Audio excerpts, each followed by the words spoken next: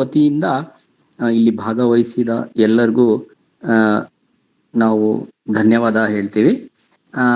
ಈಗ ನಾವು ಪರಿಸರ ಸಂಗಮದಿಂದ ಇದು 10ನೆಯ ವೆಬ್ ಸರಣಿ. ಅಂದ್ರೆ ನಾವು ಗೂಗಲ್ ಮೀಟ್ ಅಲ್ಲಿ ಬೇರೆ ಬೇರೆ ವಿಷಯಗಳಿಗೆ ಸಂಬಂಧಪಟ್ಟ ಅದು ನಮ್ಮ ಸುತ್ತಮುತ್ತಲಿನ ವಿದ್ಯಮಾನಗಳು ಅಂತಂದ್ರೆ ನಮ್ಮ ಈಗ ಬಯೋಡೈವರ್ಸಿಟಿ ಈ ತರದ ವಿಷಯಗಳು, ನಮ್ಗೆ ವಾತಾವರಣದಲ್ಲಿ ಏನೇನು ಘಟನೆಗಳು ಅಥವಾ ನಮ್ಮ ಸುತ್ತಮುತ್ತ ಏನಾಗ್ತಾ ಇದ್ದಾವೆ ಇದ್ರ ಬಗ್ಗೆ ನಾವು ಸಂಪನ್ಮೂಲ ವ್ಯಕ್ತಿಗಳಿಂದ ಪ್ರತಿ ಗುರುವಾರ ಅವರಿಂದ ಅವರು ಯಾವುದು ವಿಷಯದಲ್ಲಿ ಅವ್ರಿಗೆ ನಮ್ಗೆ ಈ ಸುತ್ತಮುತ್ತ ಏನ್ ಆಗ್ತಾ ಇದೆ ಆ ವಿಷಯದಲ್ಲಿ ಸಂಪನ್ಮೂಲ ವ್ಯಕ್ತಿಗಳಿಂದ ಮಾತಾಡ್ತಾ ಇದ್ದೀವಿ. ನಮ್ ಜೊತೆ ಇವತ್ತು ದೇವಿ ಪ್ರಸಾದ್ ಅವರು ಇದ್ದಾರೆ.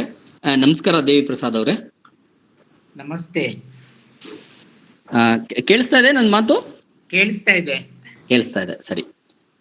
ಇವ್ರದ್ದು ಪರಿಚಯ ನಾನು ಒಂದು 5-6 ಲೈನ್ಗಳು ಅವ್ರದ್ದು ಪುಸ್ತಕದ ಹಿಂಬದಿಯಲ್ಲಿ ಇರೋದನ್ನ ಓದ್ತೀನಿ.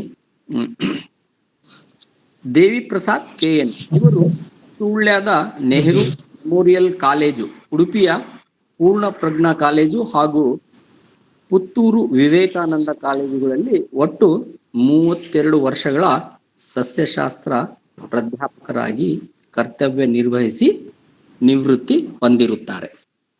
1994-96ರಲ್ಲಿ ಬೆಂಗಳೂರಿನ ಭಾರತೀಯ ವಿಜ್ಞಾನ ಸಂಸ್ಥೆ ಪ್ರಾಯೋಜಿಸಿದ ಪಶ್ಚಿಮ ಘಟ್ಟಗಳ ಜೀವ ವೈವಿಧ್ಯ ದಾಖಲಾತಿ ಯೋಜನೆಯಲ್ಲಿ ಅಂತಾರಾಷ್ಟ್ರೀಯ ಪರಿಸರ ತಜ್ಞರಾದ ಪ್ರೊಫೆಸರ್ ಮಾಧವ್ ಗಾಡ್ಗಿಲ್ಲರ ಮಾರ್ಗದರ್ಶನದಲ್ಲಿ ದೇವಿ ಪ್ರಸಾದರು ಕರ್ನಾಟಕದ ಸುಬ್ರಹ್ಮಣ್ಯ ಕುಮಾರ ಪರ್ವತ ಪ್ರದೇಶದ ಜೀವ ವೈವಿಧ್ಯ ದಾಖಲಾತಿ ಪ್ರಬಂಧವನ್ನು ಸಿದ್ಧಪಡಿಸಿದ್ದಾರೆ.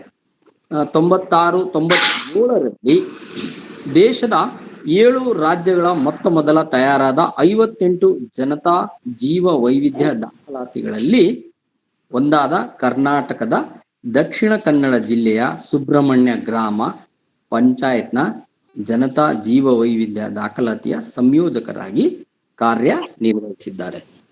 ಇದು ಇನ್ನು ತುಂಬಾ ಅಷ್ಟು ಇದೆ. ನಾನು ಈ ಪುಸ್ತಕ ಮತ್ತೆ ಈ ಪುಸ್ತಕದ ಬಗ್ಗೆನೂ ಇನ್ನೊಂದ್ಸಲ ನಾವು ಇದು ಮಾಡೋಣಂತೆ. ಇದು ಇವ್ರದ್ದು ಒಂದ್ ಸ್ವಲ್ಪ ಸಂಕ್ಷಿಪ್ತ ವ್ಯಕ್ತಿ ಚಿತ್ರ, ಇವ್ರದ್ದು ಪರಿಚಯದ ಬಗ್ಗೆ. ಇವಾಗ ಇವರು ನಾವು ಏನಪ್ಪಾ ಅಂದ್ರೆ ಗೂಗಲ್ ಅಲ್ಲಿ ನೀವು ಏನಾದ್ರು ಟೈಪ್ ಮಾಡಿದ್ರೆ ಪ್ಲೇಸಸ್ ಟು ಸಿ ಅಂತ ಇರುತ್ತೆ. ನಮ್ಗೆ ಮುಂದಿನ ದಿನಗಳಲ್ಲಿ ಏನ್ ಬರ್ಬೇಕಂತಂದ್ರೆ ನಮ್ಮ ಜೀವ ವೈವಿಧ್ಯತೆ ನಮ್ಮ ಸುತ್ತಮುತ್ತಲು ಏನಿದೆ ಅನ್ನೋದು ಈ ನಮ್ಮ ಗೂಗಲ್ ಅಲ್ಲಿ ಬರಂಗ ಆಗ್ಬೇಕು. ಅಂದ್ರೆ ನಮ್ಗೆ ನಮ್ ವಾತಾವರಣ ಅಂದ್ರೆ ನಿಮ್ಗೆ ಹರಿಹರದ ಸುತ್ತಮುತ್ತ ಏನಿದೆ ಅನ್ನೋದೇ ನಮ್ಗೆ ಗೊತ್ತಿರಲ್ಲ. ಅದರ ಪುಸ್ತಕಗಳಲ್ಲಿ ದಾಖಲಾತಿ ಇರಲ್ಲ, ಅದ್ರದ್ದು ಏನು ರಿಜಿಸ್ಟರ್ ಇರಲ್ಲ. ಈ ಕುರಿತು ನಮ್ಮ ಜೊತೆ ಇವತ್ತು ದೇವಿ ಪ್ರಸಾದ್ ಅವರು ಮಾತನಾಡಲಿದ್ದಾರೆ. ಕಾರ್ಯಕ್ರಮಕ್ಕೆ ಎಲ್ಲರಿಗೂ ಸ್ವಾಗತ. ಈಗ ದೇವಿ ಪ್ರಸಾದ್ ಅವ್ರಿಗೆ ನಾನು ವಿನಂತಿಸ್ತೀನಿ, ಅವರು ಈಗ ವೇದಿಕೆ ಮತ್ತೆ ಕೇಳುಗರು ದಯವಿಟ್ಟು ಯಾರು ಮ್ಯೂಟ್ ಅಲ್ಲೇ ಇರಿ. ಕೊನೆಗೆ ನಾವು ಪ್ರಶ್ನೆಗಳನ್ನ ತಗೊಂತೀವಿ. ದೇವಿ ಪ್ರಸಾದ್ ಅವರೇ ಈಗ ಮಾತಾಡಿ. ಎಲ್ಲರಿಗೂ ನಮಸ್ಕಾರ. ಕೇಳ್ತದಲ್ಲ? ಎಸ್, ಕೇಳ್ತಾ ಇದೆ. ಎಲ್ಲರಿಗೂ ನಮಸ್ಕಾರ. ಜನತಾ ಜೀವವೈವಿಧ್ಯ ದಾಖಲಾತಿಯ ಅನುಭವದ ಬಗ್ಗೆ ನಿಮ್ಮೊಡನೆ ಹಂಚಿಕೊಳ್ಳಲು ನಾನು ಸಂತೋಷ ಪಡುತ್ತೇನೆ. ಜನತಾ ಜೀವ ವೈವಿಧ್ಯ ದಾಖಲಾತಿ ಹೆಸರೇ ಸೂಚಿಸಿದಂತೆ ಒಂದು ಪ್ರದೇಶದ ಪರಿಸರ ಮತ್ತು ಜೀವವೈವಿಧ್ಯದ ಬಗ್ಗೆ ಮಾಹಿತಿಗಳನ್ನು ಅಲ್ಲಿಯ ಜನರು ಪಾಲ್ಗೊಳ್ಳುವಿಕೆ ಮೂಲಕ ಸಿದ್ಧಪಡಿಸಿದ ದಾಖಲಾತಿ ಆಗಿರ್ತದೆ. ಒಂದು ಪ್ರದೇಶ ಅಂದ್ರೆ ಈಗ ಉದಾಹರಣೆಗೆ ಗ್ರಾಮ ಪಂಚಾಯಿತಿಯಲ್ಲಿ ಕೃಷಿ ಭೂಮಿ, ವಾಸಿಸುವ ಸ್ಥಳ, ಆಮೇಲೆ ನೆಡುತೋಪುಗಳು, ರಬ್ಬರ್ ತೋಟ, ಗೇರ್ ತೋಟ, ಏಲಕ್ಕಿ ತೋಟ, ಕಿತ್ತಳೆ, ಇದು ಕಾಫಿ ತೋಟ ಮೊದಲಾದ ನಡುತೋಪುಗಳು, ಖಾಸಗಿ ಅರಣ್ಯ ಭೂಮಿ, ಸಾಮಾಜಿಕ ಅರಣ್ಯ ಭೂಮಿ, ರಕ್ಷಿತಾರಣ್ಯ, ಅಲ್ಲಿರುವ ಕೆರೆ, ನದಿ, ತೋಡು, ಈ ಪ್ರದೇಶಗಳಲ್ಲಿರುವ ಜೀವವೈವಿಧ್ಯ ಜೀವವೈವಿಧ್ಯವನ್ನು ದಾಖಲಿಸುವುದು ಮತ್ತು ನೈಸರ್ಗಿಕ ಸಂಪನ್ಮೂಲಗಳಾದ ಮಣ್ಣು, ನೀರು ಇವುಗಳ ಬಗ್ಗೆ ಮಾಹಿತಿಯನ್ನು ಸ್ಥಳೀಯರ ಪಾಲ್ಗೊಳ್ಳುವಿಕೆ ಮೂಲಕ ದಾಖಲಿಸುವುದು ಈ ಜನತಾ ಜೀವವೈವಿಧ್ಯ ದಾಖಲಾತಿಯ ಮುಖ್ಯ ಉದ್ದೇಶವಾಗಿದೆ. ಜನತಾ ಜೀವವೈವಿಧ್ಯ ದಾಖಲಾತಿಯು ಮುಖ್ಯ ಉದ್ದೇಶಗಳೇನೆಂದರೆ, ಮೊದಲನೇದಾಗಿ ಒಂದು ಸ್ಥಳೀಯ ಪ್ರದೇಶದ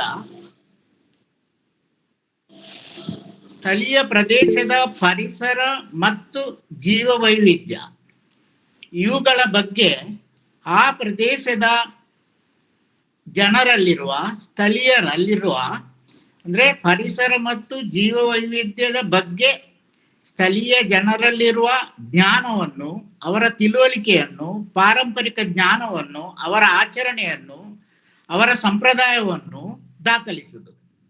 ಎರಡನೇದು, ಬದಲಾಗುವ ಪರಿಸ್ಥಿತಿಯಲ್ಲಿ, ಬದಲಾಗುವ ಕಾಲಮಾನದಲ್ಲಿ ಪರಿಸರ ಮತ್ತು ಜೀವವೈವಿಧ್ಯ ಸಂರಕ್ಷಣೆಗಾಗಿ ಹಾಗೂ ಸುಸ್ಥಿರ ಅಭಿವೃದ್ಧಿಗಾಗಿ ಸ್ಥಳೀಯರು ಕೆಲವೊಂದು ಹೊಸ ಕ್ರಮಗಳನ್ನು ರೂಢಿಸಿಕೊಳ್ತಾರೆ.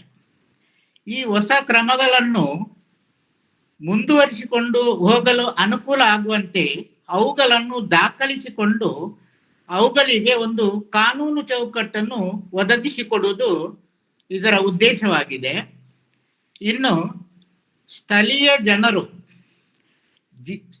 ಜನರು ಜೀವವೈವಿಧ್ಯ ಮತ್ತು ಪರಿಸರ ಸಂರಕ್ಷಣೆಗಾಗಿ ಅವರ ಆಶಯಗಳನ್ನು, ಅವರ ಆಕಾಂಕ್ಷೆಗಳನ್ನು, ಅವರ ಅಭಿಪ್ರಾಯಗಳನ್ನು ದಾಖಲಿಸಿಕೊಂಡು ಅವುಗಳನ್ನು ಆದಷ್ಟು ಕಾರ್ಯರೂಪಕ್ಕೆ ತರುವುದು ಈ ಜನತಾ ಜೀವವೈವಿಧ್ಯ ದಾಖಲಾತಿಯ ಉದ್ದೇಶಗಳಾಗಿರ್ತದೆ. ಜನತಾ ಜೀವವೈವಿಧ್ಯ ದಾಖಲಾತಿಯು ಪ್ರೊಫೆಸರ್ ಮಾಧವ ಗಾಡ್ಗಿಲ್ ಅವರ ಪರಿಕಲ್ಪನೆಯಾಗಿದೆ. 2004ರಲ್ಲಿ ಜೀವವೈವಿಧ್ಯ ಕಾನೂನು ಜಾರಿಗೆ ಬಂದಿರ್ತದೆ. ಜೀವವೈವಿಧ್ಯ ಕಾನೂನು ರಚಿಸುವ ಆ ಸಮಿತಿಯಲ್ಲಿ ಮಾಧವ ಗಾಡ್ಗಿಲ್ ಅವರಿದ್ರು. ಅವರು ಜೀವವೈವಿಧ್ಯ ಕಾನೂನಲ್ಲಿ ಜನತಾ ಜೀವವೈವಿಧ್ಯ ದಾಖಲಾತಿಯನ್ನು ಅಳವಡಿಸಿಕೊಂಡಿದ್ದಾರೆ. ಜೀವವೈವಿಧ್ಯ ಕಾನೂನಿನ ಪ್ರಕಾರ ಪ್ರತಿಯೊಂದು ಸ್ಥಳೀಯ ಆಡಳಿತ ಸಂಸ್ಥೆಗಳಲ್ಲಿ, ಗ್ರಾಮ ಪಂಚಾಯತ್, ತಾಲೂಕು ಪಂಚಾಯತ್, ಜಿಲ್ಲಾ ಪಂಚಾಯತ್, ಪಟ್ಟಣ ಪಂಚಾಯತ್, ನಗರ ಪಂಚಾಯತ್, ನಗರ ಪಾಲಿಕೆ ಎಲ್ಲ ಕಡೆಯೂ ಹೊಸ ಜೀವವೈವಿಧ್ಯ ಕಾನೂನಿನ ಪ್ರಕಾರ ಸ್ಥಳೀಯ ಸಂಸ್ಥೆಗಳಲ್ಲಿ ಜೀವವೈವಿಧ್ಯ ನಿರ್ವಹಣಾ ಸಮಿತಿ ಇರಬೇಕು. ಮತ್ತೆ ಆ ಆಡಳಿತ ಸಂಸ್ಥೆಗಳ ವ್ಯಾಪ್ತಿಯಲ್ಲಿ ಬರುವ ಪ್ರದೇಶಕ್ಕೆ ಜನತಾ ಜೀವವೈವಿಧ್ಯ ದಾಖಲಾತಿಯನ್ನು ತಯಾರಿಸುವ ಜವಾಬ್ದಾರಿ ಆ ಜೀವವೈವಿಧ್ಯ ನಿರ್ವಹಣಾ ಸಮಿತಿಗೆ ಇರುವುದು.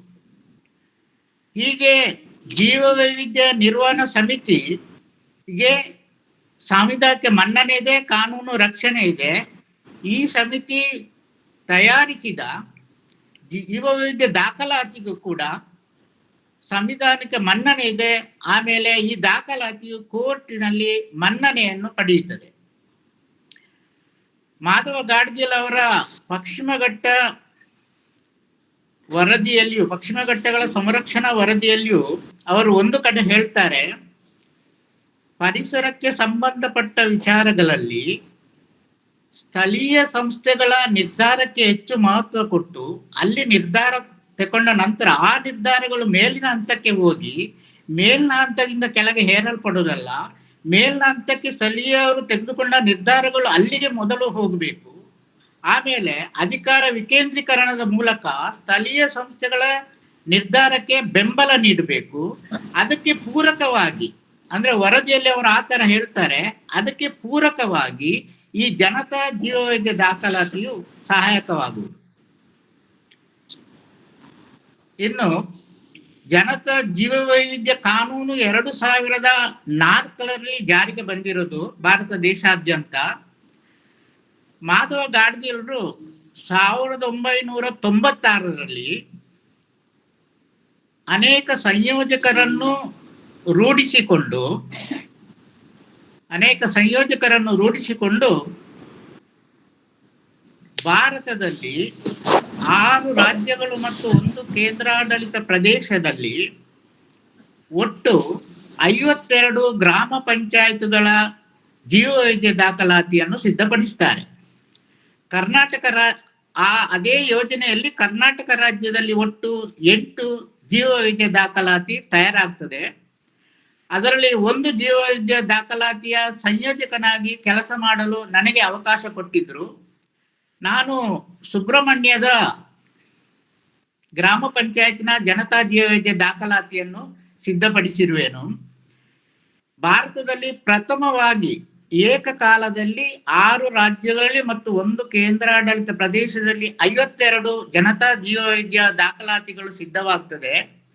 ಇದರಲ್ಲಿ ಭಾರತದಲ್ಲಿ ಮೊತ್ತ ಮೊದಲ ಅಧಿಕೃತ ಜನತಾ ಜೀವ ವೈವಿಧ್ಯ ದಾಖಲಾತಿಯು ಕಾರ್ಕಳದ ಮಾಳ ಗ್ರಾಮದಲ್ಲಿ ಮಾಧವ್ ಗಾಡ್ಗಿಲ್ರ ಉಪಸ್ಥಿತಿಯಲ್ಲಿ ಶಿವರಾಮ್ ಕಾರಂತರು ಬಿಡುಗಡೆ ಮಾಡಿರ್ತಾರೆ.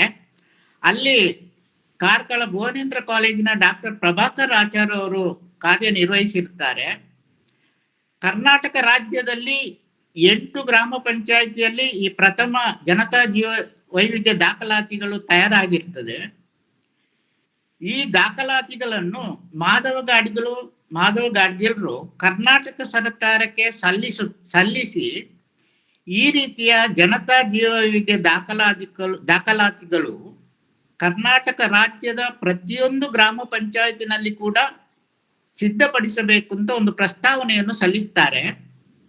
ಈ ಪ್ರಸ್ತಾವನೆಯನ್ನು ಸರ್ಕಾರ ತಿರಸ್ಕರಿಸುವುದಿಲ್ಲ, ಸ್ವೀಕಾರ ಮಾಡುತ್ತಾರೆ. ಆದರೆ ಸರ್ಕಾರವು ಪ್ರಾಯೋಗಿಕವಾಗಿ ಎರಡು ಇಂಥ ಜೀವವೈದ್ಯ ದಾಖಲಾತಿಗಳು ತಯಾರಾಗಬೇಕಂತೇಳಿ ದಕ್ಷಿಣ ಕನ್ನಡ ಜಿಲ್ಲೆಯನ್ನು ಮತ್ತು ಉತ್ತರ ಕನ್ನಡ ಜಿಲ್ಲೆ 2 ಜಿಲ್ಲೆಗಳಲ್ಲಿ ಒಂದೊಂದು ಜನತಾ ಜೀವವೈದ್ಯ ದಾಖಲಾತಿಗಳನ್ನು ಸಿದ್ಧಪಡಿಸಲು ಯೋಜನೆ ಹಾಕಿಕೊಳ್ತದೆ. ದಕ್ಷಿಣ ಕನ್ನಡ ಜಿಲ್ಲೆಯ ಜೀವವೈದ್ಯ ದಾಖಲಾತಿಯನ್ನು ಮಾಡುವ ಆ ಸಂಯೋಜಕ ಕೆಲಸವೂ ಕೂಡ ನನಗೆ ಸಿಗ್ತದೆ. ನಾನು ಸುಳ್ಯ ತಾಲೂಕಿನ ಅರಂತೋಡು ಗ್ರಾಮ ಪಂಚಾಯತಿನ ಜೀವವೈದ್ಯ ದಾಖಲಾತಿಯನ್ನು ಮಾಡಿ ಸರ್ಕಾರಕ್ಕೆ ಜಿಲ್ಲಾ ಪರಿಷತ್ತಿಗೆ ನಾನು ಸಲ್ಲಿಸಿರುವೆನು. ಮಾಧವ ಗಾಡ್ಗಿಲ್ ಅವರು ಈ ಜೀವವೈದ್ಯ ದಾಖಲಾತಿಯನ್ನು ತಯಾರು ಮಾಡುವ ಬಗ್ಗೆ ಅವರು ಒಂದು ಕೈಪಿಡಿಯನ್ನು ತಯಾರು ಮಾಡ್ತಾರೆ. ಅದಕ್ಕೆ ಸೃಷ್ಟಿ ಜ್ಞಾನ ಎಂಬ ಹೆಸರಿದೆ. ಆ ಕೈಪಿಡಿ ಆಧಾರದ ಮೇಲೆ ನಾವೆಲ್ಲರೂ ಜೀವವೈದ್ಯ ದಾಖಲಾತಿಯನ್ನು ತಯಾರು ಮಾಡಿದ್ದೆವು. ನಂತರದಲ್ಲಿ ನಾವು ಮೊದಲು ಮಾಡಿದ ಜೀವವೈದ್ಯ ದಾಖಲಾತಿಗಳನ್ನು ರೆಫರ್ ಇಟ್ಟುಕೊಂಡು ಮತ್ತೆ ಸೃಷ್ಟಿಜ್ಞಾನ ಕೈಪಿಡಿಯನ್ನು ಉಪಯೋಗಿಸಿಕೊಂಡು ರಾಜ್ಯದಲ್ಲಿ ಮತ್ತೆ ಆ 6 ರಾಜ್ಯಗಳು, ನಮ್ಮ ರಾಜ್ಯದಲ್ಲಿ ಉಳಿದ ರಾಜ್ಯಗಳಲ್ಲಿ ಕೆಲವು NGOಗಳು, ಕೆಲವು ಕಾಲೇಜ್ ಅಧ್ಯಾಪಕರು ಹೀಗೆ ಒಬ್ಬೊಬ್ಬರು ಜನತಾ ಜೀವವೈದ್ಯ ದಾಖಲಾತಿ ಕೆಲಸಗಳನ್ನು ಮಾಡಲು ಪ್ರಾರಂಭಿಸುತ್ತಾರೆ. ದಕ್ಷಿಣ ಕನ್ನಡ ಜಿಲ್ಲೆಯಲ್ಲಿ ಗುರುವಾಯನಕೆರೆ ನಾಗರಿಕ ಸೇವಾ ಸಮಿತಿಯವರು ಅವರು ಒಂದು 7-8 ಗ್ರಾಮದಲ್ಲಿ ಈ ರೀತಿಯ ದಾಖಲಾತಿಯನ್ನು ಸಿದ್ಧಪಡಿಸ್ತಾರೆ. ಉತ್ತರ ಕನ್ನಡ ಜಿಲ್ಲೆಯಲ್ಲಿ ಹೆಚ್ಚು ಜನತಾ ಜೀವವೈದ್ಯ ದಾಖಲಾತಿಗಳು ತಯಾರಾಗ್ತದೆ. ಈ ಜನತಾ ಜೀವವೈದ್ಯ ದಾಖಲಾತಿ ತಯಾರಿಸುವುದು ಈ ಪರಿಸರ ಸಂರಕ್ಷಣೆ ಮತ್ತು ಜೀವವೈದ್ಯ ಸಂರಕ್ಷಣೆ ಬಗ್ಗೆ ಜನರಲ್ಲಿ ಜಾಗೃತಿ ಮೂಡಿಸುವಲ್ಲಿ, ಪರಿಸರ ಸಂರಕ್ಷಣೆ ಬಗ್ಗೆ ಜಾಗೃತಿ ಮೂಡಿಸುವಲ್ಲಿ, ಸಾರ್ವಜನಿಕರಲ್ಲಿ ಜಾಗೃತಿ ಮೂಡಿಸುವಲ್ಲಿ ಬಹಳ ಕೆಲಸ ಮಾಡುತ್ತದೆ. ಇದು ಗಮನಕ್ಕೆ ಬಂದು ಗಾಡ್ಗಿಲ್ ರವರು ಕಾಲೇಜ್ ಮಟ್ಟದಲ್ಲಿ, ಹೈಸ್ಕೂಲ್ ಮಟ್ಟದಲ್ಲಿ ಕಾಲೇಜ್ ಟೀಚರ್ಸ್ ಅನ್ನು ಮತ್ತು ಕಾಲೇಜ್ ವಿದ್ಯಾರ್ಥಿಗಳನ್ನು, ಹೈಸ್ಕೂಲ್ ಟೀಚರ್ಸ್ಗಳನ್ನು ಮತ್ತು ಹೈಸ್ಕೂಲ್ ವಿದ್ಯಾರ್ಥಿಗಳನ್ನು ಪಾಲ್ಗೊಳ್ಳುವಿಕೆ ಹಾಗೆ ಮಾಡಿ ಅವರಿಗೆ ತರಬೇತಿ ನೀಡಿ, ಇಂಡಿಯನ್ ಇನ್ಸ್ಟಿಟ್ಯೂಟ್ ಆಫ್ ಸೈನ್ಸ್ ನಲ್ಲಿ ತರಬೇತಿ ನೀಡಿ ಅನೇಕ ಕಾಲೇಜ್ ಮಟ್ಟದ, ಅಂದ್ರೆ ಅವರು ಒಂದು ನಿರ್ದಿಷ್ಟ ಪ್ರದೇಶವನ್ನು ಆಯ್ಕೆ ಮಾಡಿಕೊಳ್ತಾರೆ. ಅಂದ್ರೆ ಇಡೀ ಗ್ರಾಮ ಪಂಚಾಯತ್ ಹಾಗೆ ತಗೊಳ್ಳುವುದಿಲ್ಲ, ಅವರಿಗೆ ಅಧ್ಯಯನಕ್ಕೆ ಪೂರಕವಾಗಿ ಕೆಲವೊಂದು ನಿರ್ದಿಷ್ಟ ಪ್ರದೇಶವನ್ನೊಂದು ಆಯ್ಕೆ ಮಾಡಿಕೊಂಡು ಅನೇಕ ಕಾಲೇಜು ಮಟ್ಟದ, ಶಾಲಾ ಮಟ್ಟದ ಜೀವವೈದ್ಯ ದಾಖಲಾತಿಗಳು ತಯಾರಾಗ್ತವೆ. ಹೀಗೆ ಇದು ಒಂದು ಪರಿಸರ ಜಾಗೃತಿ ಕ್ರಮವಾಗಿ ಮುಂದುವರಿತಾ ಇರ್ತದೆ. ಆದರೆ ಈ ಎಲ್ಲ ಉಳಿದ ರಾಜ್ಯಗಳಲ್ಲಿ ತಯಾರಾಗುವ ಜೀವವೈದ್ಯ ದಾಖಲಾತಿಗಳು, ನಮ್ಮ ರಾಜ್ಯದಲ್ಲಿ ತಯಾರಾಗುವ ಜೀವವೈದ್ಯ ದಾಖಲಾತಿಗಳು ಮುಂದೆ ತಯಾರಾಗುವಾಗ ಅವರು ಕೈಪಿಡಿಯ ಎಲ್ಲ ನಿಯಮಗಳನ್ನು ಅನುಸರಿಸುವುದಿಲ್ಲ, ಸಣ್ಣ ಬದಲಾವಣೆಗಳನ್ನು ಮಾಡಿಕೊಳ್ತಾರೆ. ಆಗ ಈ ಗ್ರಾಮ ಪಂಚಾಯತ್ ಮಟ್ಟದಲ್ಲಿ ತಯಾರಾದ ಜೀವವೈದ್ಯ ದಾಖಲಾತಿಗಳಲ್ಲಿ ಕೆಲವು ವ್ಯತ್ಯಾಸಗಳಾಗ್ತದೆ. ಇದನ್ನು ಗಮನಿಸಿ ರಾಷ್ಟ್ರೀಯ ಜೀವವೈದ್ಯ ಪ್ರಾಧಿಕಾರ ಅಂದ್ರೆ ಜೀವವೈದ್ಯ ಕಾನೂನು ಪ್ರಕಾರ ಸ್ಥಳೀಯ ಸಂಸ್ಥೆಗಳಲ್ಲಿ ಜೀವವೈದ್ಯ ನಿರ್ವಹಣಾ ಸಮಿತಿಗಳು ಇರ್ತವೆ.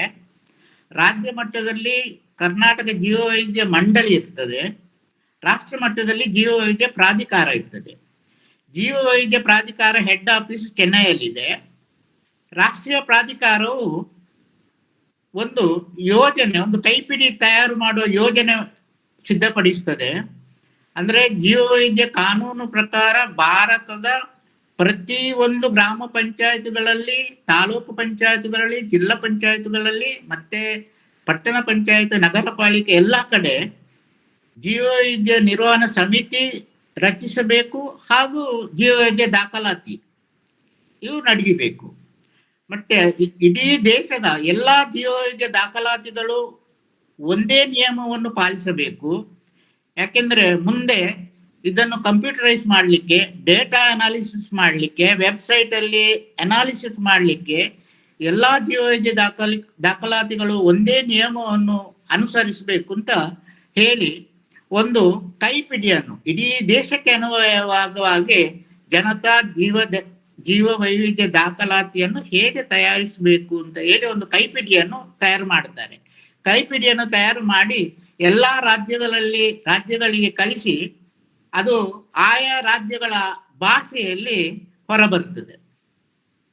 ನಂತರ ಇದನ್ನು ಉಪಯೋಗಿಸಿಕೊಂಡು ಅಲ್ಲಲ್ಲಿ ಕೆಲವು ಜನತಾ ಜೀವ ವೈವಿಧ್ಯ ದಾಖಲಾತಿಗಳು ನಡೀತಾ ಇರ್ತದೆ. ರಾಜ್ಯದಲ್ಲಿ ಇದರ ಜವಾಬ್ದಾರಿ ಕರ್ನಾಟಕ ರಾಜ್ಯ ಜೀವವೈದ್ಯ ಮಂಡಳಿಗೆ ಇರ್ತದೆ. ಕರ್ನಾಟಕ ಜೀವವೈದ್ಯ ಮಂಡಳಿಯು ವರ್ಷಕ್ಕೆ ಕೆಲವು ಗ್ರಾಮದಲ್ಲಿ, ಸಿಲೆಕ್ಟೆಡ್ ಕೆಲವು ಗ್ರಾಮದಲ್ಲಿ ಮಾಡ್ತಾ ಇರ್ತಾರೆ.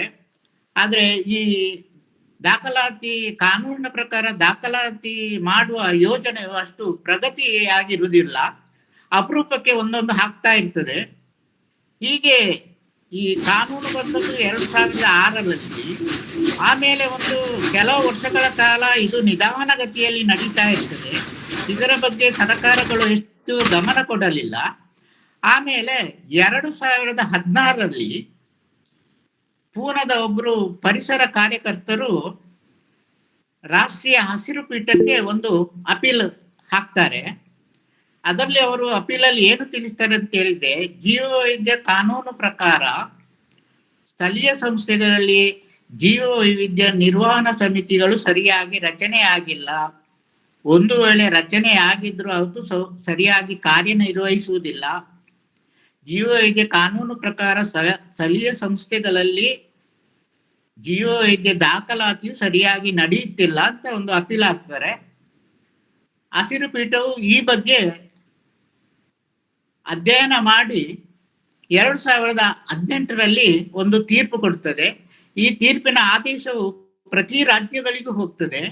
ಈ ತೀರ್ಪಿನಲ್ಲಿ ಹಸಿರು ಪೀಠವು ತಿಳಿಸುವುದೇನೆಂದ್ರೆ, 2020ರ ಒಳಗೆ ಎಲ್ಲಾ ಗ್ರಾಮ ಪಂಚಾಯತ್ಗಳಲ್ಲಿ, ಎಲ್ಲಾ ಸ್ಥಳೀಯ ಸಂಸ್ಥೆಗಳಲ್ಲಿ ಜೀವ ವೈವಿಧ್ಯ ನಿರ್ವಹಣಾ ಸಮಿತಿ ರಚಿಸಬೇಕು.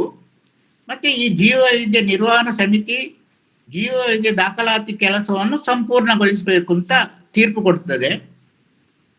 ಈ ತೀರ್ಪು ಬಂದ ನಂತರವೂ 2-3 ವರ್ಷ ಎಲ್ಲಾ ರಾಜ್ಯ ಸರ್ಕಾರಗಳು ಈ ಬಗ್ಗೆ ಅಷ್ಟು ಗಮನ ಹರಿಸುವುದಿಲ್ಲ. 2020ರೊಳಗೆ ಸಲ್ಲಿಸಬೇಕು ಅಂತ ಕೋರ್ಟ್ ತೀರ್ಪು ಕೊಟ್ಟಿರ್ತದೆ. 2019ನೇ ಇಸವಿವರೆಗೂ ಏನೂ ಕೆಲಸಗಳು ಆಗಿರುವುದಿಲ್ಲ. ಪುನಃ ಹಸಿರು ಪೀಠ ತನ್ನ ತೀರ್ಪನ್ನು ಪರಿಶೀಲಿಸಿ ಇನ್ನೊಮ್ಮೆ ತೀರ್ಪು ಕೊಡ್ತದೆ. ಅದು 2020ರ ಒಳಗೆ ಎಲ್ಲಾ ಸ್ಥಳೀಯ ಸಂಸ್ಥೆಗಳಲ್ಲಿ ಜೀವ ವೈವಿಧ್ಯ ದಾಖಲಾತಿ ತಯಾರಾಗಬೇಕು. ಒಂದು ವೇಳೆ ತಯಾರಾಗದಿದ್ರೆ ರಾಜ್ಯ ಸರ್ಕಾರಗಳು ಪ್ರತಿ ಸ್ಥಳೀಯ ಸಂಸ್ಥೆಗಳು ದೊಡ್ಡ ಮಟ್ಟದ ದಂಡವನ್ನು ಪ್ರತಿ ವರ್ಷ ತೆರಬೇಕು ಅಂತ. ಆಗ ಎಲ್ಲ ರಾಜ್ಯ ಸರ್ಕಾರಗಳು ಒಮ್ಮೆನೆ ಆಕ್ಟಿವ್ ಆದವು, ಜೀವವೈದ್ಯ ಮಂಡಳಿಗಳು ಆಕ್ಟಿವ್ ಆದವು.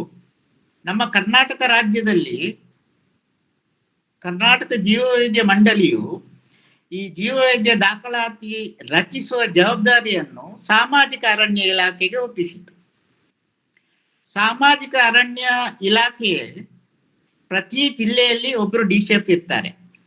ಜನರಲ್ DCF ಒಬ್ರು ಬೇರೆ ಇರ್ತಾರೆ, ಸಾಮಾಜಿಕ ಅರಣ್ಯ ವಿಭಾಗದಲ್ಲಿ ಒಬ್ರು DCF ಇರ್ತಾರೆ ಪ್ರತಿ ಜಿಲ್ಲೆಯಲ್ಲಿ. ಅವರಿಗೆ ಈ ಜೀವವೈದ್ಯ ದಾಖಲಾತಿಯನ್ನು ಸಿದ್ಧಪಡಿಸುವ ಜವಾಬ್ದಾರಿಯನ್ನು ರಾಜ್ಯ ಜೀವವೈದ್ಯ ಮಂಡಳಿಯು ಅವರಿಗೆ ಒಪ್ಪಿಸಿತು.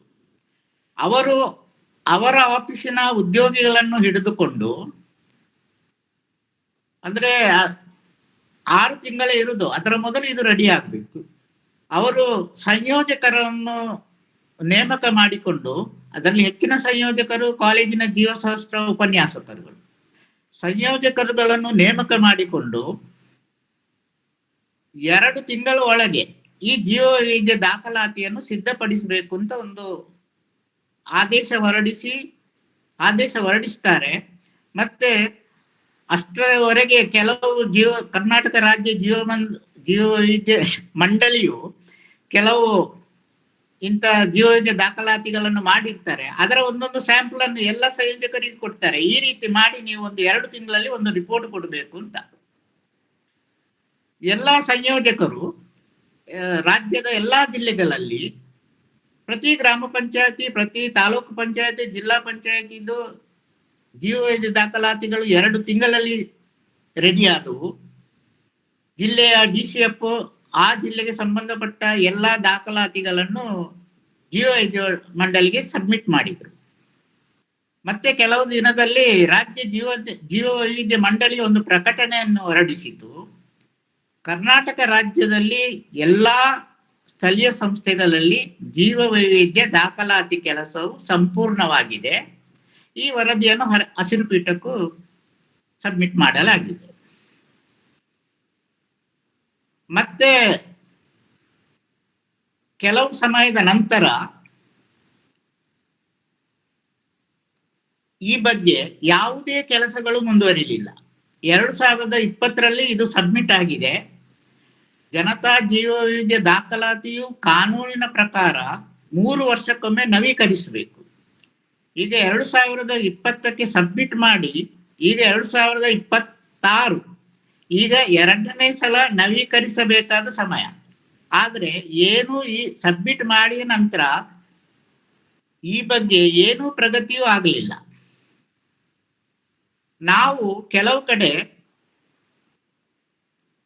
ಕೆಲವು ಗ್ರಾಮ ಪಂಚಾಯತಿಗಳಿಗೆ ಭೇಟಿ ನೀಡಿ ಈ ಇದು ಜೀವವೈದ್ಯ ದಾಖಲಾತಿ ಪಂಚಾಯತಿನಲ್ಲಿ ಇದೆಯಾ ಅಂತ ಎಂದು ವಿಚಾರಿಸಿದಾಗ ಅವರಿಗೆ ಈ ಬಗ್ಗೆ ಮಾಹಿತಿ ಇಲ್ಲ. PDOಗಳಿಗೂ ಈ ಬಗ್ಗೆ ಮಾಹಿತಿ ಇಲ್ಲ. ಅಂದ್ರೆ ಕೇಳಿದ್ರೆ ನಾನು ಈಗ ಕಳೆದ ತಿಂಗಳು ಇಲ್ಲಿ ಬಂದದಷ್ಟೇ ಅಂತ ಹೇಳ್ತಾರೆ. ಅಲ್ಲಿಯ ಗ್ರಾಮ ಪಂಚಾಯತಿ ಅಧ್ಯಕ್ಷರಿಗೂ ಈ ತರ ನಮ್ಮ ಗ್ರಾಮದ ಜೀವವೈದ್ಯ ದಾಖಲಾತಿಯು ತಯಾರಾಗಿದೆ ಎಂಬ ಬಗ್ಗೆ ಮಾಹಿತಿ ಇಲ್ಲ. ಊರಲ್ಲಿ ಕೆಲವರ ಹತ್ರ ಕೇಳಿದಾಗ ಈ ತರ ಅಂದ್ರೆ ಅದು ಜನರ ಪಾಲ್ಗೊಳ್ಳುವಿಕೆಯಲ್ಲೇ ಆಗಬೇಕಾದ ಕೆಲಸ. ಜನರಲ್ಲಿ ವಿಚಾರಿಸಿದ್ರು ಜನರಿಗೂ ಈ ಬಗ್ಗೆ ಮಾಹಿತಿ ಇಲ್ಲ. ಅಂದ್ರೆ ಜನರೇ ಸಿದ್ಧಪಡಿಸಬೇಕಾದ ಜನತಾ ಜೀವವೈದ್ಯ ದಾಖಲಾತಿಯು ತಯಾರಿಯಾದ ಬಗ್ಗೆ ಗ್ರಾಮ ಪಂಚಾಯತಿಯಲ್ಲಿ ಅದರ ಕಾಪಿ ಇಲ್ಲ, ಅಧ್ಯಕ್ಷರಿಗೆ ಗೊತ್ತಿಲ್ಲ, ಜನಪ್ರತಿನಿಧಿಗಳಿಗೆ ಗೊತ್ತಿಲ್ಲ. ಅಂದ್ರೆ ಎಲ್ಲ ಕಡೆ ಅಲ್ಲ, ಹೆಚ್ಚಿನ ಕಡೆ ಗ್ರಾಮದವರಿಗೂ ಗೊತ್ತಿಲ್ಲ. ಅಂದ್ರೆ ಗಾಡ್ಗಿಲ್ ಅವರ ಮಾರ್ಗದರ್ಶನದಲ್ಲಿ ಕೆಲಸ ಮಾಡಿದ ನಮಗೆ ಅದರ ಬಗ್ಗೆ ಏನು ಗೊತ್ತಿರುವುದೇನಂತ ಹೇಳಿದ್ರೆ, ಒಂದು ಗ್ರಾಮ ಪಂಚಾಯತಿಯಲ್ಲಿ ಒಮ್ಮೊಮ್ಮೆ 2 ಗ್ರಾಮಗಳಿರ್ತವೆ. 2 ಗ್ರಾಮಗಳಿದ್ದರೂ ಗ್ರಾಮ ಪಂಚಾಯತಿಗೆ ಒಂದೇ ದಾಖಲಾತಿ ಇರುವುದು. ಒಂದು ದಾಖಲಾತಿಯನ್ನು ಸಿದ್ಧಪಡಿಸಲು ಒಬ್ಬ ಸಂಯೋಜಕನಿಗೆ ಕನಿಷ್ಠ 2 ವರ್ಷ ಬೇಕು. ಅಂಥದ್ರಲ್ಲಿ ಒಬ್ಬ ಸಂಯೋಜಕನು 2 ತಿಂಗಳಲ್ಲಿ 10-15 ಗ್ರಾಮ ಪಂಚಾಯತಿಯ ದಾಖಲಾತಿಯನ್ನು ಸಿದ್ಧಪಡಿಸಿದ ಉದಾಹರಣೆಗಳು ಇದೆ. ಆದ್ರಿಂದ ಆಗ ಸಿದ್ಧಪಡಿಸಿದ ದಾಖಲಾತಿಗಳ ಗುಣಮಟ್ಟ ಹೇಗಿರಬೇಕು ಅದರ ಬಗ್ಗೆ ನಾನು ಇಲ್ಲಿ ಚರ್ಚೆ ಮಾಡುವುದಿಲ್ಲ. ಹೀಗಿರುವಾಗ ಹೀಗೆ ಆ ನಂತರ ಈ ಬಗ್ಗೆ ಯಾವುದೇ ಆಗ್ಲಿಲ್ಲ. ಅದೇ ಸಮಯದಲ್ಲಿ ನಾನು ರಿಟೈರ್ಡ್ ಆಗಿದ್ದೆ. ಮಾಧವ ಗಾಡ್ಗೀಲ್ರು ರಿಟೈರ್ಡ್ ಆಗಿ ಪೂನಾದಲ್ಲಿ ಅಗರ್ಕರ್ ಸಂಸ್ಥೆಯಲ್ಲಿ ಸೇವೆ ಸಲ್ಲಿಸ್ತಿದ್ರು. ಈ ಅವರ ಮಹತ್ವದ ಯೋಜನೆ, ಈ ಯೋಜನೆಯು ಈ ರೀತಿಯಾಗಿ ನಿಧಾನವಾಗಿ ಅಂದ್ರೆ ಅತ್ಯಂತ ಹೆಚ್ಚು ಪರಿಸರ ಜಾಗೃತಿ ಮೂಡಿಸುವಂತ ಈ ಕಾರ್ಯಕ್ರಮವು ನಿಧಾನವಾಗಿ ತನ್ನ ಮೌಲ್ಯವನ್ನು ಕಳೆದುಕೊಳ್ಳುತ್ತಾ ಅಲ್ಲ ಅಂತ ಎಂದು ನಾವು ಯೋಚಿಸ್ತಿರುವಾಗ ಒಂದು ದಿವಸ ನಾನು ಮಾಧವ್ ಗಾಡ್ಗಿಲ್ಗೆ ಫೋನ್ ಮಾಡಿ ಈ ಎಲ್ಲಾ ವಿಷಯಗಳನ್ನು ತಿಳಿಸಿದೆ. ಅಂದ್ರೆ ಈ ತರ ಆಗಿದೆ, ಅವಸರವಾಗಿ ಆಗಿದೆ, ಅದು ದಾಖಲಾತಿಗಳು ಗ್ರಾಮ ಮಟ್ಟದಲ್ಲಿಯೂ ಇಲ್ಲ, ಆ ನಂತರ ಯಾವುದೇ ಪ್ರಗತಿ ಇಲ್ಲ, ಅದರ ಬಗ್ಗೆ ಕಾನೂನಲ್ಲಿದ್ರು ಜೀವವೈದ್ಯ ಮಂಡಳಿಯು, ಸರ್ಕಾರಗಳು, ಸಾಮಾಜಿಕ ಅರಣ್ಯ ವಿಭಾಗದವರು ಯಾವುದೇ ಕೆಲಸವನ್ನು ಮುಂದುವರಿಸುತ್ತಿಲ್ಲ ಅಂತ ನಾನು ಮಾಧವ ಗಡುಗಳ ಹತ್ರ ಚರ್ಚಿಸಿದಾಗ ಅವರಿಗೆ ಕೂಡ ಈ ಬಗ್ಗೆ ಮಾಹಿತಿ ಸಿಕ್ಕಿತ್ತು. ಯಾಕೆಂತ ಹೇಳಿದ್ರೆ ನಮ್ಮ ಟೀಮಲ್ಲಿ ಇದ್ದವರೊಬ್ರು ಉತ್ತರ ಕನ್ನಡದಲ್ಲಿ ಸುಭಾಷ್ ಚಂದ್ರನ್ ಇದ್ರು, ಡಾಕ್ಟರ್ ಸುಭಾಷ್ ಚಂದ್ರನ್. ಅವರು ಜೀವವೈದ್ಯ ದಾಖಲಾತಿ ಬಗ್ಗೆ ಅತಿ ಹೆಚ್ಚು ಕೆಲಸ ಮಾಡಿದ್ದಾರೆ ಆ ಜಿಲ್ಲೆಯಲ್ಲಿ. ಅವರು ಕೂಡ ಗಾಡ್ಗಿಲ್ಗೆ ಈ ತರದ ಫೀಡಿಂಗ್ ಕೊಟ್ಟಿದ್ರು. ನಾವು ಹೇಳಿದ್ದನ್ನೆಲ್ಲ ಗಾಡ್ಗಿಲು ತಾಳ್ಮೆಯಿಂದ ಕೇಳಿದ್ರು. ಮತ್ತೆ ಕೊನೆಗೆ ಅವರು ಒಂದು ಮಾತು ಹೇಳಿದ್ರು, ಜನತಾ ಜೀವವೈದ್ಯ ದಾಖಲಾತಿ ಹೇಗಿರಬೇಕು, ಅದನ್ನು ಹೇಗೆ ಮಾಡಬೇಕು ಅಂತ ಎಂಬುದು ಹೆಚ್ಚಿನ ಅಂಶ ಈಗ ಮಾಡುವವರಿಗೂ ಗೊತ್ತಿಲ್ಲ, ಮಾಡಿಸುವವರಿಗೂ ಗೊತ್ತಿಲ್ಲ. ಆದ್ರಿಂದ ಅವರು ನನಗೆ ಒಂದು ಕೆಲಸ ಒಪ್ಪಿಸಿದ್ರು. ನೀವು ಈಗ ಜಾರಿಯಲ್ಲಿರುವ ರಾಷ್ಟ್ರೀಯ ಜೀವವೈದ್ಯ ಪ್ರಾಧಿಕಾರದ ಕೈಪಿಡಿಯ ಪ್ರಕಾರ ಒಂದು ಜೀವವೈದ್ಯ ದಾಖಲಾತಿಯನ್ನು ಸಿದ್ಧಪಡಿಸಬೇಕು. ಅದು ಮಾದರಿಯಾಗಿರಬೇಕು. ಅದನ್ನು ನಾವು ಎಲ್ಲರಿಗೂ ತೋರಿಸಿ ಈ ತರ ಮಾಡಬೇಕು. ಅಂದ್ರೆ ಜನತಾ ಜೀವವೈದ್ಯ ದಾಖಲಾತಿ ಹೇಗಿರಬೇಕು ಅಂತ ಗ್ರಾಮ ಪಂಚಾಯತ್ PDOಗಳಿಗೆ, ಕಾರ್ಯದರ್ಶಿಗಳಿಗೆ ಅವ್ರಿಗೆ ಗೊತ್ತಿಲ್ಲ, ಅಧ್ಯಕ್ಷರಿಗೂ ಗೊತ್ತಿಲ್ಲ, ಜನರಿಗೂ ಗೊತ್ತಿಲ್ಲ. ಜೀವವೈದ್ಯ ದಾಖಲಾತಿ ಎಂಬುದು ಏನು ಅಂತಲೇ ಗೊತ್ತಿಲ್ಲ. ಹೀಗಿರುವಾಗ ಒಂದು ಮಾಡೆಲ್ ಕೈಪಿಡಿಗೆ ಅನುಗುಣವಾಗಿ ಒಂದು ಮಾಡೆಲ್ ಜನತಾ ಜೀವವೈದ್ಯ ದಾಖಲಾತಿಯನ್ನು ಸಿದ್ಧಪಡಿಸಿ ನೀವು ನಿಮ್ಮ ರಾಜ್ಯದಲ್ಲಿ ನಿಮ್ಮ ಜೀವವೈದ್ಯ ಮಂಡಳಿಗೆ ಸಬ್ಮಿಟ್ ಮಾಡಿ. ಕೆಲವು ಕಾಪಿಗಳನ್ನು ಸಾಮಾಜಿಕ ಅಂದ್ರೆ ಇಲ್ಲಿ ಜಿಲ್ಲೆಯಲ್ಲಿ ನಡೆಸುವುದು DCF, ಸಾಮಾಜಿಕ ಅರಣ್ಯ ವಿಭಾಗದ ಅವರಿಗೆ ಸಲ್ಲಿಸಿ. ಅಂದ್ರೆ ಈ ರೀತಿ ಅದು ಇರ್ತದೆ ಎಂಬುದು ಮೊದಲು ಎಲ್ಲರಿಗೂ ಗೊತ್ತಾಗಬೇಕು ಅಂತ. ಹಾಗೆ ನಾನು ರಿಟೈರ್ಡ್ ಆದ ನಂತರ ಕಂಟಿನ್ಯೂಸ್ 2 ವರ್ಷ ಕೊಲ್ಲಮಗರ ಗ್ರಾಮ ಪಂಚಾಯಿತಿಯನ್ನು ಆಯ್ಕೆ ಮಾಡಿಕೊಂಡು, ಅದು ರಿಮೋಟ್ ಏರಿಯಾದಲ್ಲಿ ಇರುವುದು, ಅದು ಪಶ್ಚಿಮ ಘಟ್ಟದ ಬೆಟ್ಟಗಳ ಮಧ್ಯೆ ಇರುವಂತಹ ಒಂದು ವಿಲೇಜ್, ಗ್ರಾಮ ಪಂಚಾಯತ್. ಅದರಲ್ಲಿ 2 ವಿಲೇಜ್ಗಳಿದೆ. ಅದರಲ್ಲಿ ನಾವು ಅಧ್ಯಯನ ಮಾಡಿದೆವು. ಈ ದಾಖಲಾತಿಗೆ ನಾವು ಕ್ಷೇತ್ರ ಕಾರ್ಯ ಮಾಡುವುದು ಯೂಶುವಲಿ ನಾವು ಅಲ್ಲಿಯ ರೈತರನ್ನು, ಸ್ಥಳೀಯ ಜನರನ್ನು ಭೇಟಿಯಾಗುವುದು, ಅವರ ಕೃಷಿಯ ಬಗ್ಗೆ ಅವರೊಟ್ಟಿಗೆ ಅವರ ವಿಚಾರವನ್ನು ತಿಳ್ಕೊಳ್ಳುವುದು, ಆಮೇಲೆ ಅಲ್ಲಿ ಅರಣ್ಯ ಭೂಮಿ, ಅಲ್ಲಿ ಔಷಧಿ ಸಸ್ಯಗಳು, ಅಲ್ಲಿಯ ಕಾಡು, ಇದರ ಬಗ್ಗೆ ಅವರೊಟ್ಟಿಗೆ ನಾವು ಚರ್ಚೆ ಮಾಡುದು, ಮಾಹಿತಿಗಳನ್ನು ಕಲೆ ಹಾಕುದು. ಇದು ಮೊದಲಿಂದಲೂ ನನಗೆ ಭಾರಿ ಇಂಟ್ರೆಸ್ಟೆಡ್ ಸಬ್ಜೆಕ್ಟ್. ಅಂದ್ರೆ ನಾನು ಈ ಕೆಲಸವನ್ನು ಎಂಜಾಯ್ ಮಾಡ್ತಿದ್ದೆ. ನಾನು ಕಾಲೇಜಿಗೆ ಸೇರಿದ ನಂತರ ಇಂಥ ಕೆಲಸವನ್ನು ಮೊದಲಿಂದಲೂ ಮಾಡ್ತಾ ಇದ್ದೆ. ಅಲ್ಲಿರುವ ಸಂತೋಷ ನಮಗೆ ಬೇರೆ ಎಲ್ಲಿಯೂ ಸಿಕ್ಕುವುದಿಲ್ಲ. ಹೀಗೆ 2 ವರ್ಷ ಕಾರ್ಯನಿರ್ವಹಿಸಿ ನಾನು ಒಂದು ಮಾದರಿ ಜೀವವೈದ್ಯ ದಾಖಲಾತಿಯನ್ನು ಸಿದ್ಧಪಡಿಸಿದೆ. ನಿಮಗೆ ಕಾಣ್ತದ? ಹಲೋ, ಹಾ, ಇಲ್ಲ ಇಲ್ಲ ಇಲ್ಲ ಕಾಣ್ತಾ ಇಲ್ಲ. ನೀವು ಮೋಸ್ಟ್ಲಿ ಶೇರ್ ಮಾಡ್ಲಿಕ್ಕಿಲ್ಲ, ಶೇರ್ ಮಾಡಿ. ತೊಂದರೆ ಇಲ್ಲ, ಕಾಣದಿರಿ. ನಾನು ಒಂದು ಕೈಪಿಡಿಯನ್ನು ಸಿದ್ಧಪಡಿಸಿದ್ದೇನೆ. ನಾನು ಅದನ್ನು ಕರ್ನಾಟಕ ಜೀವವೈದ್ಯ ಮಂಡಳಿಗೆ ತಕೊಂಡು ಹೋದೆ. ಅಲ್ಲಿ ಅವರು ಮೆಂಬರ್ ಸೆಕ್ರೆಟರಿ IAS ಆಫೀಸರ್ ಒಬ್ರು ಮೇಡಮ್ ಇದ್ರು.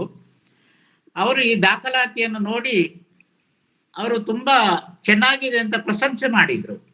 ಮತ್ತು ನನ್ನ ಹತ್ರ ಇದರ 10 ಕಾಪಿಯನ್ನು ಕೊಡಿ, ಜನತಾ ಜೀವವೈದ್ಯ ದಾಖಲಾತಿ ಅಂದ್ರೆ ಗಾಡ್ಗಿಲ್ ಅವರ ಅಭಿಲಾಷೆಯಂತೆ ಅವರು ಮೇಡಮ್ ಅವರು ಮೆಂಬರ್ ಸೆಕ್ರೆಟರಿ, ಅವರ ಹೆಸರು ನನಗೆ ಮರ್ತೋಯ್ತು, ಅವರು 10 ಕಾಪಿಗಳನ್ನು ತೆಕ್ಕೊಂಡು ಇನ್ನು ಮುಂದೆ ಜನತಾ ಜೀವವೈದ್ಯ ದಾಖಲಾತಿಗಳು ಹೇಗೆ ಆಗ್ಬೇಕು ಅಂತ ನಿಮ್ಮ ಈ ಪುಸ್ತಕವನ್ನು ನಾವು ಮಾದರಿಯಾಗಿ ಇಟ್ಟುಕೊಳ್ತೇವೆ ಅಂತ ಅವರು ಇಟ್ಟುಕೊಂಡ್ರು. ಆದರೆ ಅವರು ಈ ಪುಸ್ತಕಗಳನ್ನ ತೆಕ್ಕೊಂಡು 15 ದಿವಸದಲ್ಲಿ ಅವರು ರಿಟೈರ್ಡ್ ಆದ್ರು. ನಾನು ಉಳಿದ ಕಾಪಿಗಳನ್ನು ನಮ್ಮ ಮಂಗಳೂರು DCF ಗೆ ಕೊಟ್ಟೆ.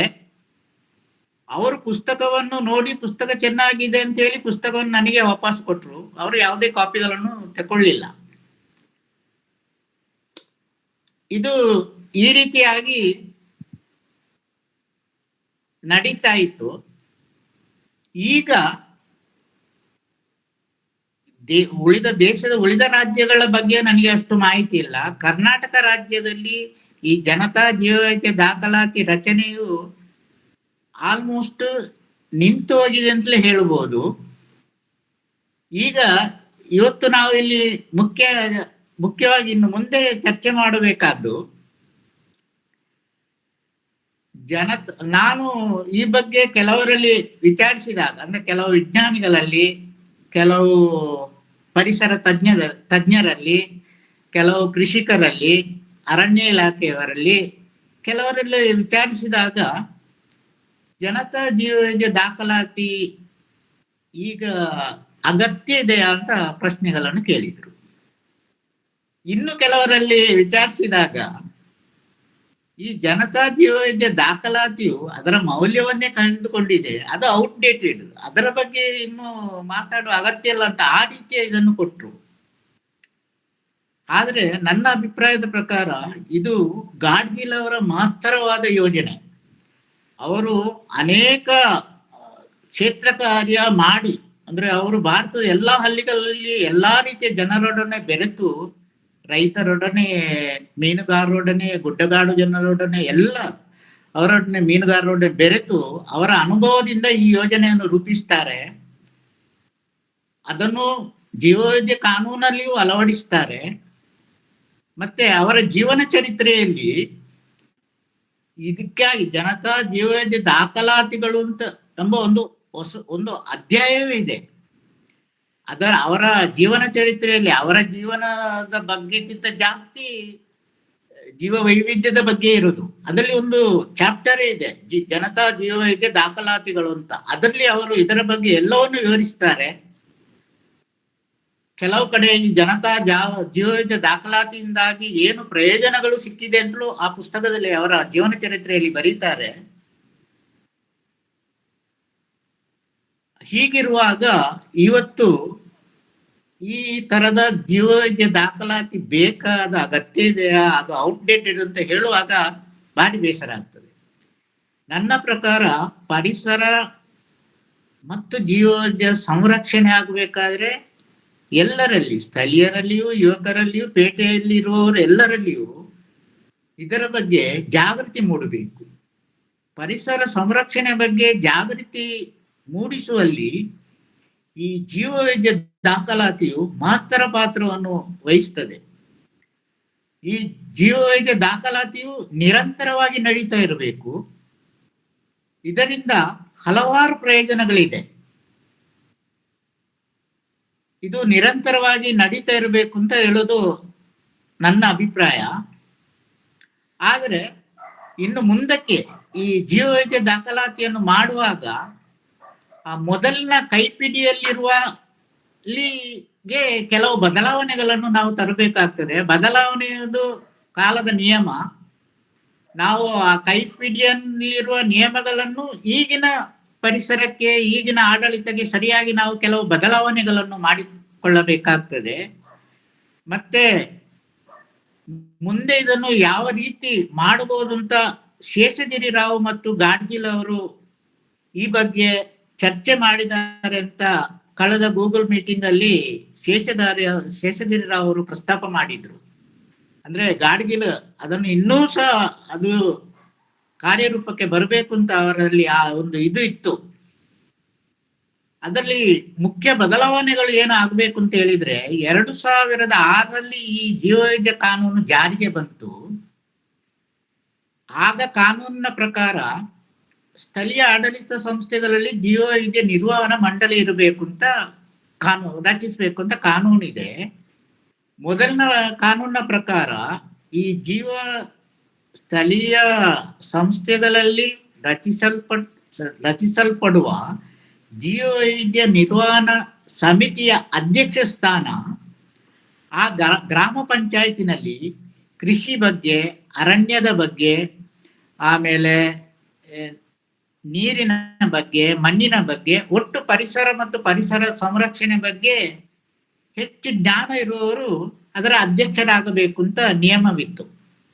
ಪ್ರತ್ಯೇಕ ಗ್ರಾಮದಲ್ಲಿಯೂ ಇಂಥ ವ್ಯಕ್ತಿಗಳು ಒಂದು 5-6 ವ್ಯಕ್ತಿಗಳು ಸಿಕ್ಕೇ ಸಿಗ್ತಾರೆ. ಹಾಗೆ ಕೆಲವು ವರ್ಷ ಅವರನ್ನು ಅಧ್ಯಕ್ಷರಾಗಿ ಮಾಡಿದ್ರೆ ಅದರ ಕಾರ್ಯದರ್ಶಿ PDO, ಮೊದಲು ಗ್ರಾಮ ಪಂಚಾಯತ್ ಕಾರ್ಯದರ್ಶಿ ಇದ್ರು, ಈಗ ಗ್ರಾಮ ಪಂಚಾಯತ್ PDO ಬಂದಿದ್ದಾರೆ. ಅವರು ಈ ಜೀವವೈದ್ಯ ನಿರ್ವಹಣಾ ಸಮಿತಿಯ ಕಾರ್ಯದರ್ಶಿಯಾಗಿ ಕಾರ್ಯನಿರ್ವಹಿಸ್ತಾರೆ. ಅಧ್ಯಕ್ಷ ಸ್ಥಾನವು ಜನಪ್ರತಿನಿಧಿಗಳಿಗೆ ಇಲ್ಲ. ಆ ಗ್ರಾಮದಲ್ಲಿ ಜೀವವೈದ್ಯ ಮತ್ತು ಪರಿಸರ ಮತ್ತು ಅದರ ಬಗ್ಗೆ ಅದರ ಸಂರಕ್ಷಣೆ ಬಗ್ಗೆ ಕಾಳಜಿ ಇರುವವರು ಅಧ್ಯಕ್ಷರಾಗಬೇಕು ಅಂತ ನಿಯಮ ಇತ್ತು. ಆ ನಂತರ ಯಾಕೆಂತ ಹೇಳಿದ್ರೆ ಅವರ ಉತ್ಸಾಹದಿಂದ ಈ ಜೀವವೈದ್ಯ ದಾಖಲಾತಿ ಕೆಲಸವು ಸ್ವಲ್ಪ ಪ್ರಮಾಣದಲ್ಲಿ ನಡೀತಿತ್ತು. ನಂತರ ಒಂದು 4-5 ವರ್ಷದ ನಂತರ ಕರ್ನಾಟಕ ರಾಜ್ಯದಲ್ಲಿ ಕರ್ನಾಟಕ ಸರ್ಕಾರ ಈ ಜೀವವೈದ್ಯ ನಿರ್ವಹಣಾ ಸಮಿತಿ ರಚನೆಗೆ ಒಂದು ತಿದ್ದುಪಡಿ ತಂತು. ಹೇಗೆ ಅಂತ ಹೇಳಿದ್ರೆ ಗ್ರಾಮ ಪಂಚಾಯತಿನ ಅಧ್ಯಕ್ಷನೇ ಜೀವವೈವಿಧ್ಯ ನಿರ್ವಹಣಾ ಸಮಿತಿ ಅಧ್ಯಕ್ಷನಾಗಬೇಕು. ಈ ಕಾನೂನು ಬಂದ ನಂತರ ಈ ಕೆಲವು ಕಡೆ ನಾವು ವಿಚಾರಿಸಿದಾಗ ಎಲ್ಲ ಕಡೆ ಹೇಳುವುದಿಲ್ಲ, ಹೆಚ್ಚಿನ ಕಡೆಯಲ್ಲಿ ಗ್ರಾಮ ಪಂಚಾಯತಿ ಅಧ್ಯಕ್ಷ ಈಗ ಜೀವವೈದ್ಯ ನಿರ್ವಹಣಾ ಸಮಿತಿಯ ಅಧ್ಯಕ್ಷನಾಗಿದ್ದಾನೆ ಕಾನೂನು ಪ್ರಕಾರ. ಆದ್ರೆ ಗ್ರಾಮ ಪಂಚಾಯತಿ ಅಧ್ಯಕ್ಷನಿಗೆ ಜೀವ ವೈವಿಧ್ಯದ ಬಗ್ಗೆ, ಈ ಜೀವವೈದ್ಯ ದಾಖಲಾತಿಯ ಬಗ್ಗೆ ಏನೂ ಮಾಹಿತಿ ಇಲ್ಲ. ನಾವು ಅವರಿಗೆ ಗ್ರಾಮ ಪಂಚಾಯತಿ ಅಧ್ಯಕ್ಷರಿಗೆ ನಾನು ಗ್ರಾಮ ಪಂಚಾಯತಿನ ಜೀವವೈದ್ಯ ನಿರ್ವಹಣಾ ಸಮಿತಿಯ ಅಧ್ಯಕ್ಷನಾಗಿದ್ದೇನೆ ಎಂಬುದು ಕೂಡ ಗೊತ್ತಿಲ್ಲ. ಮತ್ತೆ ಜೀವವೈದ್ಯ ನಿರ್ವಹಣಾ ಸಮಿತಿಯ ಸದಸ್ಯರಿಗೂ ನಾವು ಅದರ ಸದಸ್ಯರು ಎಂಬುದು ಗೊತ್ತಿಲ್ಲ. ಹೀಗಿರುವಾಗ ಮೊದಲನ ಬದಲಾವಣೆ ತಂದ್ರೆ ಇದು ಸ್ವಲ್ಪ ಹೆಚ್ಚು ಫಲಿತಾಂಶ ಬರುವ ವರದಿ, ಜೀವವೈದ್ಯ ದಾಖಲಾತಿ ವರದಿ ಬರಬಹುದು ಅಂತ ನಂಬಿಕೆ. ಅಂದ್ರೆ ಗ್ರಾಮ ಪಂಚಾಯತಿ ಅಧ್ಯಕ್ಷರಿಗೆ ಈ ಜೀವವೈದ್ಯದ ಬಗ್ಗೆ ಅವರಿಗೆ ಜೀವವೈದ್ಯ ಶಬ್ದವೂ ಗೊತ್ತಿರುವುದಿಲ್ಲ. ನಾವು ಬಿಡಿಸಿ ಹೇಳಿದ್ರು ಅವರಿಗೆ ಅರ್ಥ ಆಗುದಿಲ್ಲ. ಅಂತ ಸ್ಥಿತಿಯಲ್ಲಿ ಈಗ ಇದೆ. ಈ ಒಂದು ಬದಲಾವಣೆ ಆಗಬೇಕು. ಅಂದ್ರೆ ಅಧ್ಯಕ್ಷ ಸ್ಥಾನವು ಗ್ರಾಮ ಆ ಪ್ರದೇಶದಲ್ಲಿರುವ ಪರಿಸರದ ಜ್ಞಾನವಿರುವ ವ್ಯಕ್ತಿಗೆ ಸಿಗಬೇಕು. ಇನ್ನು ಎರಡನೇದು, ಈ ಹೊಸ ಕೈಪಿಡಿಯಲ್ಲಿ ಈ ಗಾಡ್ಗಿಲ್ ಅವರು ಒಂದು ಕೈಪಿಡಿ ತಯಾರಿಸಿದರು, ಸೃಷ್ಟಿ ಜ್ಞಾನ ಅಂತ. ಅದರಲ್ಲಿ ಕೆಲವು ಅಧ್ಯಾಯಗಳಿತ್ತು.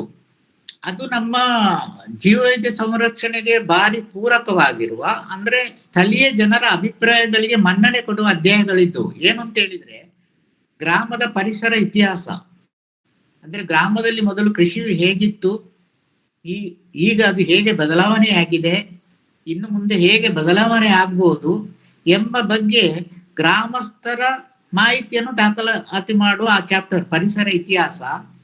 ಮತ್ತೆ ಜೀವವೈವಿಧ್ಯ ಮತ್ತು ಗ್ರಾಮೀಣ ಜನತೆಗೆ ಇರುವ ಸಂಬಂಧ, ಅಂದ್ರೆ ಪ್ರತಿಯೊಂದು ಈ ಹಳ್ಳಿಗಳಲ್ಲಿ ಇರುವ ಅವರ ಹಬ್ಬ ಆಚರಣೆಗಳಲ್ಲಿ, ಅವರ ಸಂಪ್ರದಾಯಗಳಲ್ಲಿ ಜೀವವೈವಿಧ್ಯದೊಡನೆ ಒಂದಲ್ಲ ಒಂದು ರೀತಿಯ ಸಂಬಂಧ ಇದೆ. ಈ ಸಂಬಂಧದ ಬಗ್ಗೆ ಒಂದು ಅಧ್ಯಾಯ ಇತ್ತು. ಮತ್ತೆ ಜೀವವೈವಿಧ್ಯವನ್ನು ಹೇಗೆ ಸಂರಕ್ಷಣೆ ಮಾಡಬಹುದು ಎಂಬ ಬಗ್ಗೆ ಅವರದೇ ಆದ ಅಭಿಪ್ರಾಯಗಳಿದೆ. ಅದರ ಬಗ್ಗೆ ಒಂದು ಅಧ್ಯಾಯ ಇತ್ತು. ಮತ್ತೆ ಅವರದೇ ಅಭಿಪ್ರಾಯಗಳನ್ನು ಯಾವ ರೀತಿ ಜಾರಿಗೊಳಿಸಬಹುದು ಅಂತ. ಅಂದ್ರೆ ಅವರ ಹತ್ರವೇ ಅಭಿಪ್ರಾಯಗಳಿದೆ, ಅದನ್ನು ದಾಖಲಿಸುವ 4 ಅಧ್ಯಾಯಗಳು ಇದರಲ್ಲಿತ್ತು. ಅದು ಈಗ ಈ ಹೊಸ ಕೈಪಿಡಿಯಲ್ಲಿ ಇಲ್ಲ. ಅಂದ್ರೆ ಅದು ಆಕ್ಚುಲ್ ಆಗಿ ಅದಕ್ಕೆ ಜನರ ಮಾಹಿತಿ ಸಂಗ್ರಹಣೆ, ಅವರ ನಾಲೆಜ್ ದಾಖಲಾತಿ ಅತಿ ಅಗತ್ಯ ಆಗ್ಬೇಕಾದ್ದು. ಅವರ ಯೋಜನೆಗಳು, ಅವರ ಅಭಿಪ್ರಾಯಗಳು, ಸಂರಕ್ಷಣಾ ಏನು ಮಾಡಬಹುದು ಅಂತ ಅದೆಲ್ಲ ಅತಿ ಅಗತ್ಯ ದಾಖಲಾತಿ ಆಗಬೇಕಾದ್ದು. ಅದು ಈಗಿನ ಕೈಪಿಡಿಯಲ್ಲಿ ಇಲ್ಲ. ಅಂದ್ರೆ ಅದು ಎಲ್ಲವನ್ನು ಸೇರಿಸಿದ್ರೆ ಈ ದಾಖಲಾತಿ ಕೆಲಸವು ಕಷ್ಟವಾಗಬಹುದು ಅಂತ ಅದನ್ನೆಲ್ಲ ಬಿಟ್ರ ಗೊತ್ತಿಲ್ಲ. ಮತ್ತೆ ಈಗಿನ ಕೈಪಿಡಿಯಲ್ಲಿ ಈ ಕೆಲವು ಕೋಷ್ಟಕಗಳು ಅಂದ್ರೆ ಟೇಬಲ್ಗಳು, ಅದು ಸ್ವಲ್ಪ ಅದನ್ನು ಇನ್ನೂ ಸಿಂಪ್ಲಿಫೈ ಮಾಡಬಹುದು. ಸಿಂಪ್ಲಿಫೈ ಮಾಡಿದಷ್ಟು ಆ ದಾಖಲಾತಿಯು ಚೆನ್ನಾಗಿ ಆಗ್ತದೆ. ಕಾಂಪ್ಲಿಕೇಶನ್ ಮಾಡಿದ್ರೆ ಅಂದ್ರೆ ಕೆಲವು ರಿಪೀಟ್ ಆಗುದು. ಆದ್ರಿಂದ ಅದು ಅದರ ಫಲಿತಾಂಶದಲ್ಲಿ ನಮಗೆ ಅಷ್ಟು ಇದು ಒಳ್ಳೆ ರೀತಿಯಲ್ಲಿ ಬರುವುದಿಲ್ಲ. ಆ ಟೇಬಲ್ಗಳಲ್ಲಿಯೂ ರಿಪೀಟ್ ಆಗದ ಹಾಗೆ ಆದಷ್ಟು ಸಿಂಪ್ಲಿಫೈಡ್ ಟೇಬಲ್ಗಳನ್ನು ತಯಾರು ಮಾಡಿಸಿ ಇನ್ನು ಒಳ್ಳೆ ರೀತಿಯಲ್ಲಿ ಇದನ್ನು ತಯಾರು ಮಾಡಬಹುದು. ನಾವು ಗಾಡ್ಗಿಲ್ ಅವರ ಹತ್ರ ಈ ತರ ಎಲ್ಲ ಆಗಿದೆ ಆದ ನಂತರ ಕೂಡ ಅವರು ಒಂದು 3 ವರ್ಷದ ಕೆಳಗೆ, ಅಲ್ಲ 4 ವರ್ಷ ಆಗಿರ್ಬೋದು, ಕಾನೂನಾತ್ಮಕವಾಗಿ ಈ ಜನತಾ ಜೀವವೈದ್ಯ ದಾಖಲಾತಿಯ ಗುಣಮಟ್ಟವನ್ನು ಹೇಗೆ ಹೆಚ್ಚಿಸಬಹುದು ಎಂಬುದರ ಬಗ್ಗೆ ಅವರು ಸುಪ್ರೀಂ ಕೋರ್ಟ್ ವಕೀಲರು ಮತ್ತು ಹಸಿರು ಪೀಠದಲ್ಲಿ ಅವರು ವಕೀಲತನ ಕೆಲಸ ಮಾಡುವರು ಅಂತವ್ರು ಅವರೊಬ್ರು ಫ್ರೆಂಡ್ ಇದ್ರು. ಅವರಿಗೆ ನೀವು ಈ ಜನತಾ ಜೀವವೈದ್ಯ ದಾಖಲಾತಿ ತಯಾರಾಗುವಲ್ಲಿ ಏನು ನ್ಯೂನತೆಗಳಿದೆ ಎಂಬ ಬಗ್ಗೆ ಮಾಹಿತಿ ಕೊಡಬೇಕು ಅಂತ ಒಮ್ಮೆ ನಮಗೆಲ್ಲ ಕಳಿಸಿದ್ರು ಅವರು. ಆ ನಂತರ ಆ ಕೆಲಸ ಹೇಗೆ ಮುಂದುವರಿದೆ ಅಂತ ಆ ಬಗ್ಗೆ ನನಗೆ ಮಾಹಿತಿ ಇಲ್ಲ. ಆದ್ರಿಂದ ಜನತಾ ಜೀವವೈದ್ಯ ದಾಖಲಾತಿ ಅತಿ ಅಗತ್ಯ ಬೇಕು ನಮಗೆ. ಅದರಲ್ಲಿ ಪ್ರತಿ ಜೀವವೈದ್ಯವನ್ನು ದಾಖಲಾತಿ ಮಾಡಲಾಗ್ತದೆ. ಈಗ ಉದಾಹರಣೆಗೆ ಒಂದು ಸಸ್ಯ, ಈಗ ಹಾಳೆ ಮರ ಅಂತ ಒಂದು ಇದೆ, ಅದು ಹೇಗೆ ದಾಖಲಾತಿ ಆಗ್ತದೆ ಅಂತ ಹೇಳಿದ್ರೆ ಅದು ಗಿಡವ, ಮರವ, ಸಣ್ಣ ಗಿಡವ, ಮತ್ತೆ ಅದು ಬೆಳೆಯುವ ಜಾಗ. ಈಗ ನನ್ನ ಫೇಸ್ ಕಾಣುದಿಲ್ಲ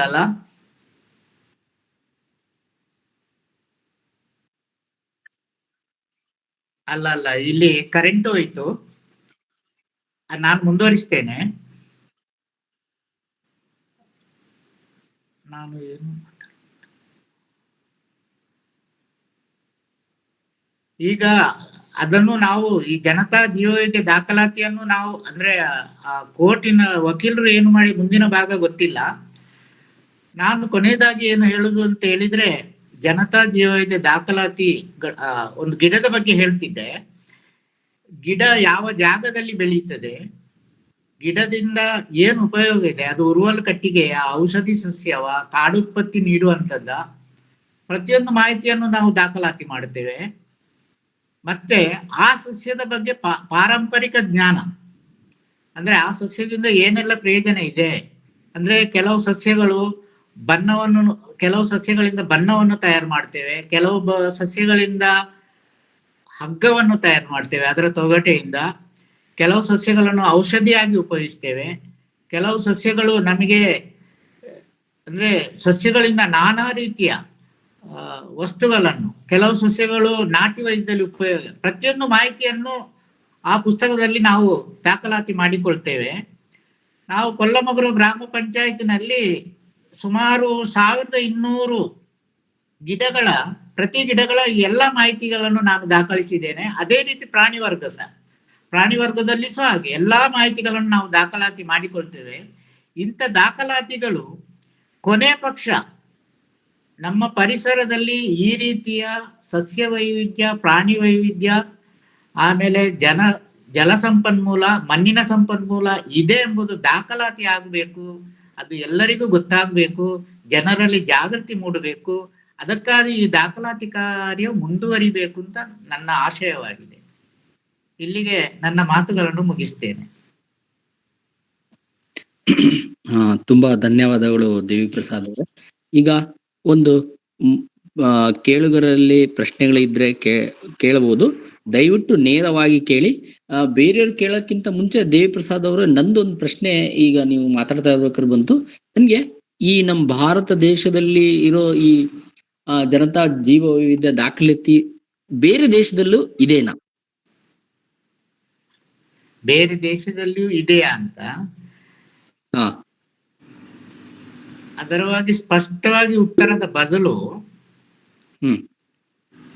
ಗಾಡ್ಗೀಲ್ ಅವರು ಹೊರದೇಶಗಳಲ್ಲಿ ಅವರು ನಾನಾ ಯೋಜನೆಗಳಲ್ಲಿ ಕೆಲಸ ಮಾಡಿದ ಅನುಭವವೇ ಈ ಜನತಾ ಜೀವವೈವಿಧ್ಯ ದಾಖಲಾತಿಗೆ ಮೂಲ ಕಾರಣ ಅಂತ ಅವರು ಒಂದು ಕಡೆ ಬರೆದುಕೊಳ್ತಾರೆ. ಬೇರೆ ಕಡೆ ಇದೆಯಾ ಎಂಬುದು ಬಗ್ಗೆ ನನಗೆ ಮಾಹಿತಿ ಇಲ್ಲ. ಸರಿ, ಅಂದ್ರೆ ಈಗ ನಾನು ಸರೋಜಾ ಪ್ರಕಾಶ್. ನಮ್ಮ ದೇಶದಲ್ಲಿ ಎಲ್ಲ ರಾಜ್ಯಗಳಲ್ಲೂ ನಡೆದಿದ್ಯಾ? ಎಲ್ಲಾ ರಾಜ್ಯಗಳಲ್ಲೂ ನಡೆದಿದೆ. ಎಲ್ಲಾ ರಾಜ್ಯಗಳಲ್ಲಿಯೂ ಸುಪ್ರೀಂ ಕೋರ್ಟ್ ತೀರ್ಪಿನ ಪ್ರಕಾರ ತರಾತುರಿಯಲ್ಲಿ ನಡೆದಿದೆ. ಕೆಲವು ರಾಜ್ಯಗಳಲ್ಲಿ 1 ತಿಂಗಳಲ್ಲಿ ಎಲ್ಲಾ ದಾಖಲಾತಿಗಳು ತಯಾರಾಗಿದೆ. ಕೆಲವು ಕಡೆ ಗ್ರಾಮ ಪಂಚಾಯತಿನ PDO ಅವರುಗಳೇ ತಯಾರು ಮಾಡಿದ್ದಾರೆ. ಇಲ್ಲಿ ನಮ್ಮ ಕರ್ನಾಟಕದಲ್ಲಿ ಸಾಮಾಜಿಕ ಅರಣ್ಯ ವಿಭಾಗ ಮಾಡಿದೆ.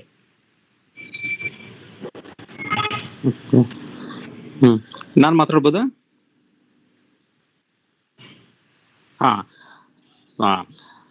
ದೇವಿ ಪ್ರಸಾದ್ ಸರ್ ತುಂಬಾ ಚೆನ್ನಾಗಿ ಹೇಳಿದ್ರು. ಅದ್ರದ್ದು ನನ್ಗೆ ಪ್ರಶ್ನೆ ಏನಿಲ್ಲ, ಆದ್ರೆ ಅದಕ್ಕೆ ಒಂದು ಆಡ್ ಅಂಡ್ ಅಡಿಷನಲ್ ತರ ಅಂತ ಅಂದ್ಬಿಟ್ಟು ಈಗ ಕೇಳಿದ್ರು, ಇದು ಬೇರೆ ದೇಶಗಳಲ್ಲಿ ಇದೆಯಾ ಅಂತ ಅಂದ್ಬಿಟ್ಟು. ಅದಕ್ಕೆ ಹೊರಗಡೆ ಎಲ್ಲ ಏನಂತಂದ್ರೆ ಅವರು ಇದು PBR ಅಂತ ಅಂದ್ಬಿಟ್ಟು ಮಾಡಿಲ್ಲ. ಆದ್ರೆ ಏನಂತಂದ್ರೆ ಪೇಟೆಂಟ್ ಓರಿಯೆಂಟೆಡ್, ಅಂದ್ರೆ ಕಾಪಿರೈಟ್ ಮಾಡ್ಕೋಬೇಕು ಅನ್ನೋ ಉದ್ದೇಶದಿಂದ ಆಗಿದ್ದು. ನಮ್ಮಲ್ಲೂ ನಾವು 2-3 ಗಿಡಗಳನ್ನ ನಾವು ಮಿಸ್ ಮಾಡ್ಕೊಂಡ್ವಿ. ಬೇರೆಯವರು ಪೇಟೆಂಟ್ ನ ತಗೊಂಡ್ರು, ಈಗ ಅಮೆರಿಕದವರೇ ತಗೊಂಡ್ರು. ಅದು ದೇವಿ ಪ್ರಸಾದ್ ಸರ್ ಬಹುಶಃ ನೆಕ್ಸ್ಟ್ ಪ್ರಶ್ನೆ ಬಂದಾಗ ಅವರು ಉತ್ತರ ಕೊಡ್ತಾರೆ ಅದನ್ನ. ನಮ್ಮಲ್ಲಿ ಒಂದು ದಾಖಲಾತಿ, ನಮ್ಮ ಜ್ಞಾನನ ದಾಖಲಾತಿ ಮಾಡೋದ್ರ ಜೊತೆಗೆ ಇನ್ನೊಂದು ಮಾಧವ್ ಗಡ್ಗಿಲ್ ಸರ್ ಹೇಳ್ತಾ ಇದ್ದಿದ್ದು, sir Devi Prasad sir in case ಏನಾದ್ರು ಆಚೆ ಈಚೆ ಆದ್ರೆ ನೀವು ಕರೆಕ್ಟ್ ಮಾಡ್ಬೇಕು. ಏನಂತಂದ್ರೆ ನಮ್ಮಲ್ಲಿ ತುಂಬಾ ಜ್ಞಾನ ಸಂಪತ್ತು ತುಂಬಾ ಇದೆ. ಒಂದು ಸಸ್ಯ ಸಂಪತ್ತು ಮತ್ತೆ ಅದ್ರ ಜೊತೆಗೆ ಜ್ಞಾನ ಸಂಪತ್ತು ತುಂಬಾ ಇದೆ. ಅದನ್ನೇನಂತಂದ್ರೆ ದಿನ ದಿನ ಬರ್ತಾ ಪಾರಂಪರಿಕ ಅಂದ್ರೆ ಟ್ರೆಡಿಷನಲ್ ನಾಲೆಡ್ಜ್ ಏನೋ ಅನ್ನೋದಿದೆ, ಅದು ದಿನ ಬರ್ತಾ ಕುಂದು ಹೋಗ್ತಾ ಇದೆ, ಅಂದ್ರೆ ಅಲ್ಲಿಗೆನೆ ಅಳಿಸ್ ಹೋಗ್ತಿದೆ ಅನ್ನೋದಕ್ಕೋಸ್ಕರ ಡಾಕ್ಯುಮೆಂಟಿಗೆ. ಸೊ ಆ ನಿಟ್ಟಿನಲ್ಲಿ ಮೊದಲನೇ ಸಲ ಮಾಡುವಾಗ ದೇವಿ ಪ್ರಸಾದ್ ಸರ್ ಜೊತೆಗೆ ಒಂದು 8-10 ಇದು ಮಾಡಿದ್ದು. ಎರಡನೇದು ರಾಜ್ಯ ಮಟ್ಟದಲ್ಲಿ, ಇದು ಇನ್ನೊಂದು ಪ್ರಶ್ನೆ ಯಾರೋ ಕೇಳಿದ್ರು ಇವಾಗ, ಎಲ್ಲಾ ರಾಜ್ಯದಲ್ಲೂ ಮಾಡ್ಬೇಕು ಅಂತ ಇದೆ. ಒಂದು ರಾಜ್ಯ ಮಟ್ಟದ ಒಂದು PBR, ಜಿಲ್ಲಾ ಮಟ್ಟದ್ದು, ತಾಲೂಕು ಮಟ್ಟದ್ದು, ಅದಾದ್ಮೇಲೆ ಪಟ್ಟಣ ವ್ಯಾಪ್ತಿನಲ್ಲಿ ಮತ್ತೆ ಗ್ರಾಮ ಪಂಚಾಯತಿನಲ್ಲಿ ಇಷ್ಟನ್ನು ಮಾಡಬೇಕು. ಇಷ್ಟು ಮಾಡಿ ನಮ್ಮಲ್ಲಿ ಕರ್ನಾಟಕದಲ್ಲಿ ಮಾಡ್ದೇನೆ ಇರೋದಕ್ಕೋಸ್ಕರ ಕರ್ನಾಟಕ ಬಯೋಡೈವರ್ಸಿಟಿ ಬೋರ್ಡ್ಗೆ ಈಗ 3ನೇ ವರ್ಷದಲ್ಲಿ ದಂಡ ಹಾಕಿದ್ದಾರೆ.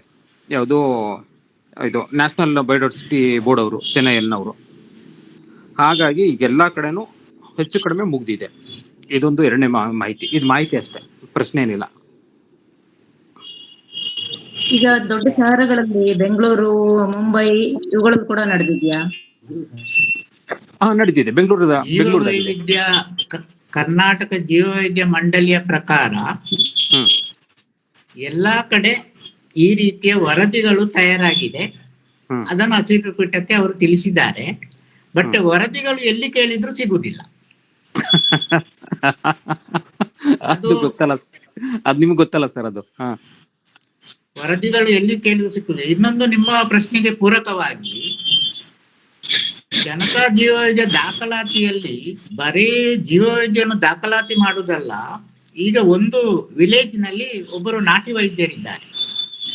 ಅವರು ಒಂದು ವಿಧಾನವನ್ನು ಅನುಸರಿಸ್ತಾರೆ. ಅವರಿಗೆ ಸಸ್ಯಗಳ ಬಗ್ಗೆ ನಾಲೆಜ್ ಇದೆ.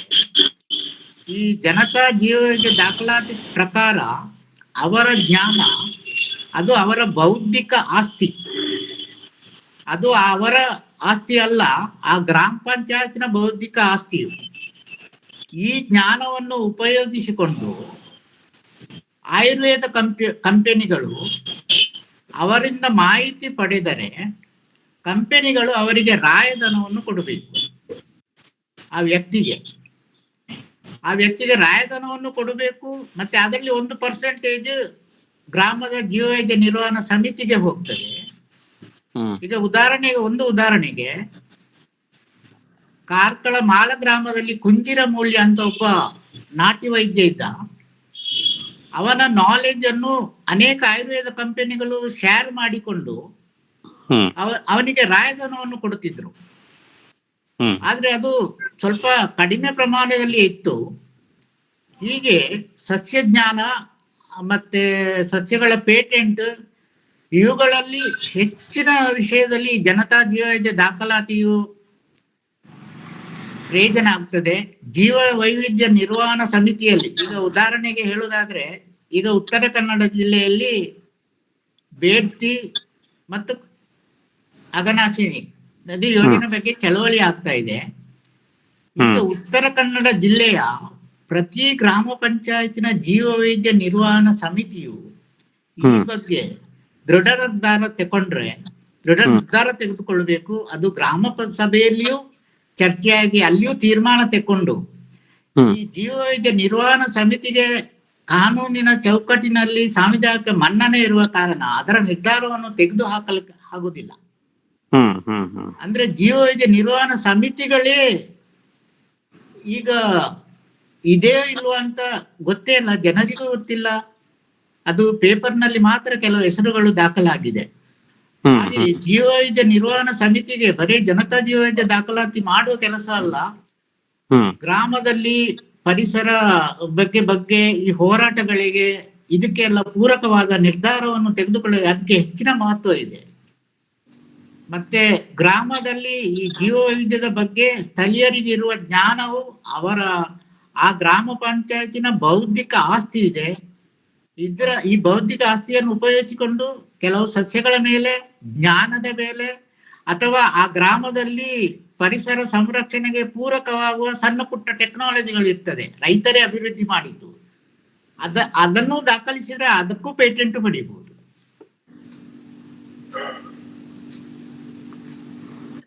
ತುಂಬಾ ಧನ್ಯವಾದ. ಇಲ್ಲ, ಹೌದು ಸರ್. ಅದ್ರ ಜೊತೆಗೆ ಇನ್ನೊಂದು ಕೇವಲ ಏನಂದ್ರೆ ಕೇಳುಗರಿಗೆ ಒಂದ್ ಸ್ವಲ್ಪ ಮಾಹಿತಿ ಬರ್ಲಿ ಅನ್ನೋದಕ್ಕೋಸ್ಕರ ನಾನು ಹೇಳ್ತಾ ಇದ್ದೀನಿ.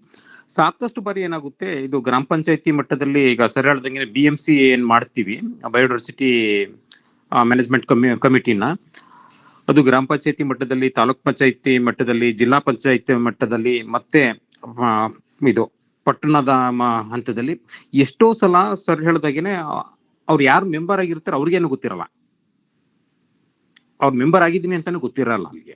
ಇದು ಒಂದು. ಎರಡನೇದು, ಯಾವುದೇ ಹಳ್ಳಿಯಿಂದ ಒಂದು ಭತ್ತ, ನಿಮ್ಮ ಸ್ವತಃ ಒಂದು ಭತ್ತ ಇರ್ಬೋದು, ಅಥವಾ ರಾಗಿ ಇರ್ಬೋದು, ಒಂದು ಹಣ್ಣು ಇರ್ಬೋದು, ಅಥವಾ ಹುಲ್ಕಡ್ಡಿ ಇರ್ಬೋದು, ರಾಮಪತ್ರ ಇರ್ಬೋದು, ಯಾವುದೋ ಒಂದು ಪತ್ರಗಳಿರೋದು ಏನಾದ್ರು ತಗೊಂಡು ಹೋಗುವಾಗ, ಊರಿದ ಹೊರಗಡೆಗೆ ಹೋಗುವಾಗ ಪ್ರತಿಯೊಂದಕ್ಕೂ ಅದು ದಾಖಲಾತಿ ಅಂತ ಅಂದ್ಬಿಟ್ಟು ಬರಬೇಕು. ಅವ್ನು ತಗೊಂಡು ಹೋಗ್ತಾರೆ, ಅವನು ಅದಕ್ಕೊಂದು ಸರಿ ಹೇಳ್ದಂಗೆ ಅದಕ್ಕೊಂದು ಶುಲ್ಕ ಅಂತ ಅಂದ್ಬಿಟ್ಟು ಕಟ್ಲೇಬೇಕಲ್ಲಿ. ಅದು PBR ಒಳಗಡೆನೆ ಅದು ಬರುತ್ತೆ. ಅದು PBR ಅಲ್ಲಿ ಅನ್ನೋದಕ್ಕಿಂತ BMC ಒಳಗಡೆ ಬರುತ್ತೆ. ಇದು ಹೆಚ್ಚಿನ ಮಟ್ಟದಲ್ಲಿ ಪ್ರಚಾರ ಆಗ್ಲಿಲ್ಲ. ನಮ್ದೇ ಅಂತಂದ್ರೆ ನಾವು ಬಹುಶಃ ಇದು ದೇವಪ್ರಸಾದ್ ಸರ್ ಗೊತ್ತಿದೆ, ನಾವು 5 ಜಿಲ್ಲಾ ಪಂಚಾಯತ್ ನಾವು PBR ಮಾಡಿದ್ವಿ. ಜಿಲ್ಲಾ ಮಟ್ಟದ್ದು ದಕ್ಷಿಣ ಕನ್ನಡ, ಉಡುಪಿ, ಮತ್ತೆ ಬೆಳಗಾವಿ, ರಾಮನಗರ ಮತ್ತೆ ಮಂಡ್ಯ. ಇದು ಮೊದಲನೇ ಸಲ ಮಾಡೋದು. ಅವ್ರು ಕಮಿಟಿ ಮೆಂಬರ್ಗಳಿಗೆ ಗೊತ್ತಿರ್ಲಿಲ್ಲ ಅದು. ನಾವು ಮೀಟಿಂಗ್ ಕರೆದಾಗ್ಲೇ ಅವ್ರಿಗೆ ಗೊತ್ತಾಗಿದ್ದು, ನನ್ಗೇನೋ ಸೇರಿಸಿದ್ದಾರೆ ಸರ್ ಅಂತ ಅಂದ್ಬಿಟ್ಟು. ಅವರೆಲ್ಲ ಜಿಲ್ಲಾ ಪಂಚಾಯತಿನಲ್ಲಿ ಆಯ್ಕೆ ಆಗಿರ್ತಾರೆ, ಬಟ್ ಅವ್ರಿಗೆ ಗೊತ್ತಿರ್ಲಿಲ್ಲ. ಈ ತರ ಒಂದು ಸನ್ನಿವೇಶಗಳಿದಾವೆ. ಮುಂದುವರಿಸಿ, ಬೇರೆಯವ್ರ ಪ್ರಶ್ನೆಗಳು ಬರ್ಲಿ. ನನ್ನೊಂದು ಪ್ರಶ್ನೆ ಏನಂದ್ರೆ, ಈಗ ಸಮಿತಿಯ ಬಗ್ಗೆ ಸ್ವಲ್ಪ ಅಂದ್ರೆ ರಚನೆ ಬಗ್ಗೆ ಹೇಳ್ಬೋದಾ ಅಂತ ಒಂದು ಗ್ರಾಮ ಪಂಚಾಯತಿ ಲೆವೆಲ್ ಅಲ್ಲಿ ಒಂದೇ ಪ್ರಶ್ನೆ. ಎರಡನೇದೇನಂತಂದ್ರೆ, ಈಗ ಕೆಲವು ಈಗಷ್ಟು ನನಗೆ ಅವರು ಬಂಧುಗಳು ಹೇಳಿದ್ರು, ಒಬ್ಬರು ಸಾಮಾನ್ಯ ಹಳ್ಳಿಯವನಿದ್ದಾನೆ, ಅವನ ಹತ್ರ ತುಂಬಾ ಗಿಡಮೂಲಿಕೆ ಬಗ್ಗೆ ಯಾವ ಸಸ್ಯ ಹೇಗಿದೆ, ಅದರ ಔಷಧಿ ಕೂಡ ಇವೆಲ್ಲ ತುಂಬಾ ಗೊತ್ತಿದೆಯಂತೆ. ಈಗ ಅಂತವ್ರ ಜ್ಞಾನ ಅವರಿಗೆ ಈ ಸಮಿತಿ ಇದೆ, ಈ ಜೀವ ವೈದ್ಯರ ದಾಖಲಾತಿ ಮಾಡಬೇಕು ಅನ್ನೋ ಏನು ವಿಷಯ ಅವ್ರಿಗೆ ಗೊತ್ತಿರುವುದಿಲ್ಲ. ಅಂತವ್ರ ಜ್ಞಾನವನ್ನು ನಾವು ತಗೊಳ್ಳೋದು ಹೇಗೆ? ಅಥವಾ ಅವ್ರು ಹೋಗಿ ಯಾರು ಸಮಿತಿಯವರು ಇದ್ದವರೇ ಮಾತಾಡ್ಬೇಕಾ? ಅಥವಾ ಈ ಯಾರೊಬ್ಬನ ಹಳ್ಳಿಯನ್ನು ನಾವು ಗುರುತಿಸ್ತೀವಿ, ಅವನು ಕರ್ಕೊಂಡು ಹೋಗಿ ನಾವು ಒಂದು ಗ್ರಾಮ ಪಂಚಾಯತಿಯಲ್ಲಿ ಇಂತಿಂಥ ವಿಷಯದ ಬಗ್ಗೆ ಅವ್ರಿಗೆ ಗೊತ್ತಿದೆ, ಇಂಥವ್ರು ಹೇಳ್ತಾರೆ, ಅದು ನಾವು ದಾಖಲಾತಿ ಮಾಡ್ಕೊಂಡಿದ್ದು ನಾವು ಕೇಳಬಹುದಾ? ಇದ್ರ ಬಗ್ಗೆ ಸ್ವಲ್ಪ ದೇವಿ ಪ್ರಸಾದ್ ಅವರು ಹೇಳಿದ್ರೆ ಅನುಕೂಲ ಆಗುತ್ತೆ. ಪ್ರತಿ ಗ್ರಾಮ ಪಂಚಾಯತ್ ಮತ್ತೆ ಸ್ಥಳೀಯ ಸಂಸ್ಥೆಗಳಲ್ಲಿ ಜೀವ ವೈವಿಧ್ಯ ನಿರ್ವಹಣಾ ಸಮಿತಿಯನ್ನು ಹೇಗೆ ರಚನೆ ಮಾಡಬೇಕು ಅಂತ ಅದಕ್ಕೆ ನಿರ್ದಿಷ್ಟ ನಿಯಮಗಳನ್ನು ಸಿದ್ಧಪಡಿಸಲಾಗಿದೆ. ಈಗ ಗ್ರಾಮ ಪಂಚಾಯತಿನಲ್ಲಿ ಜೀವ ವೈದ್ಯ ನಿರ್ವಹಣಾ ಸಮಿತಿಯ ಅಧ್ಯಕ್ಷ ಗ್ರಾಮ ಪಂಚಾಯತಿ ಅಧ್ಯಕ್ಷನೇ ಆಗಿದ್ದಾನೆ, ಕಾರ್ಯದರ್ಶಿ PDO ಆಗಿದ್ದಾರೆ, ಉಳಿದ 5 ಮಂದಿ ಅದರಲ್ಲಿ ಮೆಂಬರ್ಗಳಿರ್ತಾರೆ. 5 ಮೆಂಬರ್ಗಳಲ್ಲಿ 2 ಜನ ಲೇಡೀಸ್ ಆಗ್ಬೇಕು, SC ಆಗ್ಬೇಕು, ST ಆಗ್ಬೇಕು. ಜನರಲ್ 2 ಇರ್ತದೆ ಸರ್. ಟೋಟಲ್ 7 ಜನ, ಟೋಟಲ್ 11 ಜನ ಬರ್ಬೇಕು. ಟೋಟಲ್ 7 ಜನ ಇಲ್ಲ, 7 ಜನ. 7 ಜನ. ಇವರಲ್ಲಿ ಇಷ್ಟು ಮಂದಿಯಲ್ಲಿ ಆಯ್ಕೆ ಮಾಡುವಾಗ ಅದರಲ್ಲಿ ಅಂದ್ರೆ ಮೊದಲು ಜೀವ ವೈದ್ಯ ಸಮಿತಿ ಅಧ್ಯಕ್ಷ ಅವನು ಊರಿನವನೇ ಆಗಿರುವಾಗ ಅವರು ಉಳಿದ ಮೆಂಬರ್ ಅಲ್ಲಿ ಒಬ್ಬರು ನಾಟಿ ವೈದ್ಯನ ಇರಬೇಕು, ಒಬ್ಬರು ಅರಣ್ಯ ನಾಲೆಜಿನವನು ಇರಬೇಕು, ಮತ್ತೆ ಒಬ್ರು ಲೇಡಿ ಅವರು ಈ ಔಷಧಿ ಸಸ್ಯಗಳನ್ನು ಅಡುಗೆಯಲ್ಲಿ ಬಳಸುವ ಬಗ್ಗೆ ಆ ತರ ಎಲ್ಲ ಒಂದು ಇದು ಸಿಸ್ಟಮ್ಯಾಟಿಕ್ ಇತ್ತು. ಈಗ ಯಾವಾಗ ಗ್ರಾಮ ಪಂಚಾಯತಿ ಅಧ್ಯಕ್ಷ ಅದರ ಅಧ್ಯಕ್ಷನಾದನ ಆ ನಂತರ ಗ್ರಾಮ ಪಂಚಾಯತಿ ಅಧ್ಯಕ್ಷ ಮತ್ತು PDO ಇಬ್ಬರು ಸೇರಿಕೊಂಡು ಕೂತ್ಕೊಂಡು ಒಂದು ಲಿಸ್ಟ್ ಮಾಡಿ ಒಂದು ಸಮಿತಿ ರಚನೆ ಮಾಡ್ತಾರೆ. ಆಕ್ಚುಲಿ ಅದಕ್ಕೆ ನಿಯಮ ಇದೆ. ಇನ್ನು ಜೀವ ವೈದ್ಯ ನಿರ್ವಹಣಾ ಸಮಿತಿಯು ರಚನೆ ಆದ ನಂತರ ಗ್ರಾಮ ಪಂಚಾಯತ್ನಲ್ಲಿ ಇದನ್ನು ಪ್ರೆಸೆಂಟ್ ಮಾಡಬೇಕು.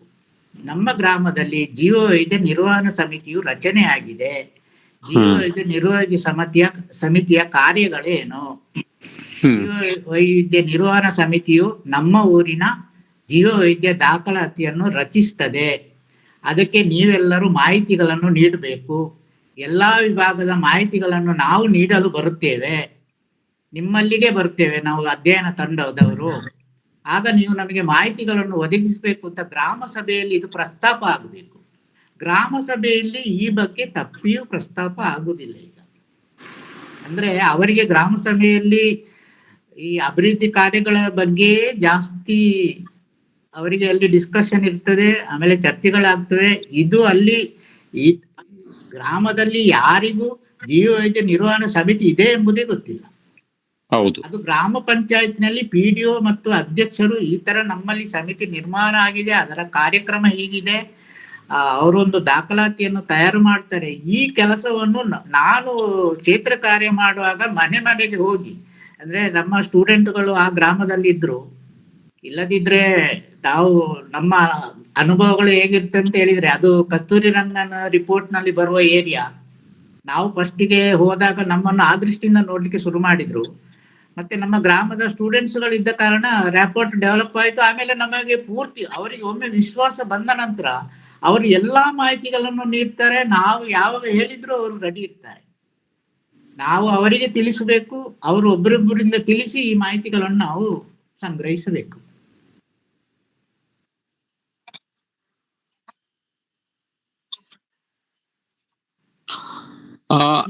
ಈಗಿನ ಕಾನೂನು ಪ್ರಕಾರ ಜೀವ ವೈದ್ಯ ದಾಖಲಾತಿ ಮಾಡುವ ಕೆಲಸವು ಜೀವ ವೈದ್ಯ ನಿರ್ವಹಣಾ ಸಮಿತಿ. ಬಟ್ ಅದನ್ನೊಬ್ರು ಸಂಯೋಜನೆ ಮಾಡ್ಲಿಕ್ಕೆ ಒಬ್ರು ಸಂಯೋಜಕರು ಬೇಕು. ಈಗ ನಾವು ಕಾಲೇಜಿನ ಅಧ್ಯಾಪಕರು ಅಲ್ಲಿ ಇರುವ ಅಗತ್ಯ ಯಾವುದು ಅಂತ ಹೇಳಿದ್ರೆ, ಈ ಸಸ್ಯ ವೈವಿಧ್ಯ ಜೀವ ವೈವಿಧ್ಯದ ಸೈಂಟಿಫಿಕ್ ನೇಮ್ ಮಾತ್ರ ನಮ್ಮಿಂದ ಸಿಗ್ತದಷ್ಟೇ. ಅವರಿಗೊಬ್ರು ಫಸ್ಟ್ಗೆ ನಾವು ಆ ಸಮಿತಿಯನ್ನು ಭೇಟಿ ಆಗ್ಬೇಕು.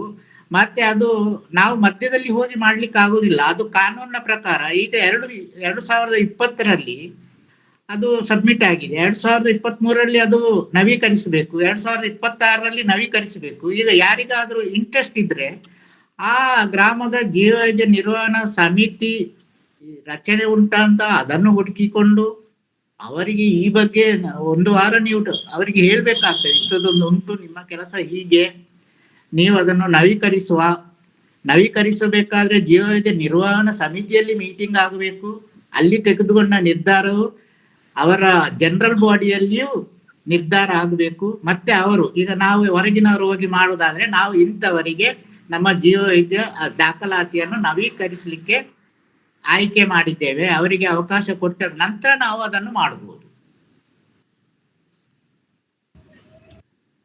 ಸರ್ ನಮಸ್ಕಾರ.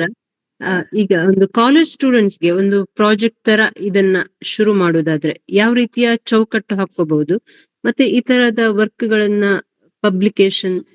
ಪಬ್ಲಿಷ್ ಮಾಡಬಹುದಾ? ಈ ಜೀವ ವೈವಿಧ್ಯ ಸಮಿತಿ ಗ್ರಾಮ ಪಂಚಾಯಿತಿಯ ಮೂಲಕ ಹೋಗದೆ ಇದು ಕೂಡ ಒಂದು ಡಾಕ್ಯುಮೆಂಟ್ ಆಗಿ ಉಳಿಯುತ್ತಲ್ವಾ ಒಂದು ಊರಿನ ಜೀವ ವೈವಿಧ್ಯದ ಬಗ್ಗೆ? ಅದ್ರ ಬಗ್ಗೆ ಇದು ನಿಮ್ಮದು ಒಳ್ಳೆಯ ಪ್ರಶ್ನೆ. ಮಾಧವ ಗಾಡ್ಗಿಲ್ರ ಅಭಿಲಾಷೆ ಹಾಗೆ ಕಾಲೇಜು ಮಟ್ಟದಲ್ಲಿ ಈಗ ನಿಮ್ಮ ಕಾಲೇಜಿನ ಸುತ್ತಮುತ್ತ ಒಂದು 5-6 ಕಿಲೋಮೀಟರ್ ಒಂದು ಬೌಂಡ್ರಿ ಹಾಕಿ ಒಂದು ಪ್ರದೇಶವನ್ನು ಆಯ್ಕೆ ಮಾಡುದು. ನಿಮ್ಮ ಮಕ್ಕಳ ಅವೈಲೇಬಿಲಿಟಿ, ನಿಮ್ಮ ಟೈಮ್ ಅವೈಲೇಬಿಲಿಟಿಯನ್ನು ನೋಡಿಕೊಂಡು ನೀವೇ ಒಂದು ಅರ್ಧ ಗ್ರಾಮವನ್ನ ಸೆಲೆಕ್ಟ್ ಮಾಡುದು ಅಥವಾ ಒಂದು ಬೈಲನ್ನು ಸೆಲೆಕ್ಟ್ ಮಾಡಿ ನೀವು ಆಗ ಈ ಕೈಪಿಡಿಯನ್ನೇ ಫಾಲೋ ಮಾಡಬೇಕು ಅಂತ ಇಲ್ಲ. ನಿಮಗೆ ಜೀವವೈದ್ಯ ನಿರ್ವಹಣಾ ಸಮಿತಿಯನ್ನು ನೀವು ಕಾಂಟ್ಯಾಕ್ಟ್ ಆಗುವ ಅಗತ್ಯ ಇಲ್ಲ. ಗ್ರಾಮ ಪಂಚಾಯತ್ಗೆ ಹೋಗುವುದು, ನೀವೇ ಕಾಲೇಜಿನಲ್ಲಿ ಒಂದು ಟೀಮ್ ತಯಾರು ಮಾಡಿಕೊಂಡು ನಾನು ಕಾಲೇಜ್ ಮಟ್ಟದಲ್ಲಿ ಮತ್ತು ಹೈಸ್ಕೂಲ್ ಮಟ್ಟದವರು ಹೇಗೆ ಜೀವವೈದ್ಯ ದಾಖಲಾತಿ ಮಾಡಬೇಕು ಅಂತ ನಾನು ಅವರಿಗೆ ಪೂರಕವಾಗಿ ಒಂದು ಕೈಪಿಡಿಯನ್ನು ಸಿದ್ಧಪಡಿಸಿ ಇಲ್ಲಿ ಸುಳ್ಯ ತಾಲೂಕಲ್ಲಿ ಕೊಟ್ಟಿದ್ದೇನೆ. ಕೆಲವರೆಲ್ಲ ಮಾಡಿದ್ದಾರೆ ಒಳ್ಳೆ ರೀತಿಯಲ್ಲಿ. ಅಂದ್ರೆ ಹೈಸ್ಕೂಲ್ ಮಟ್ಟದ ವಿದ್ಯಾರ್ಥಿಗಳು ಅವರು ಜೀವವೈದ್ಯದ ಬಗ್ಗೆ ಕಲೆಕ್ಟ್ ಮಾಡುವ ಮಾಹಿತಿಗಳು ಅದೊಂದು ಒಳ್ಳೆ ರಿಪೋರ್ಟ್ ಆಗ್ತದೆ. ಆ ತರದೊಂದು ಕ್ವೆಶ್ಚನೇರ್ ತರ ಏನಾದ್ರು ಇದೆಯಾ ಸರ್ ತಮ್ಮ ಹತ್ರ? ನಾನೊಂದು ಮಾಡಿದ್ದೇನೆ, ಶೇರ್ ಮಾಡ್ಕೊಳ್ಬಹುದು. ಪರ್ಸನ್ ನಂಬರ್ ಇದ್ರೆ ನಾನು ಶೇರ್ ಮಾಡಿಕೊಳ್ತೇನೆ. ಅಂದ್ರೆ ಕಾಲೇಜ್ ಮಟ್ಟದಲ್ಲಿ ಯಾವ ರೀತಿ ಮಾಡಬಹುದು ಅಂತ ಮಾತ್ರ.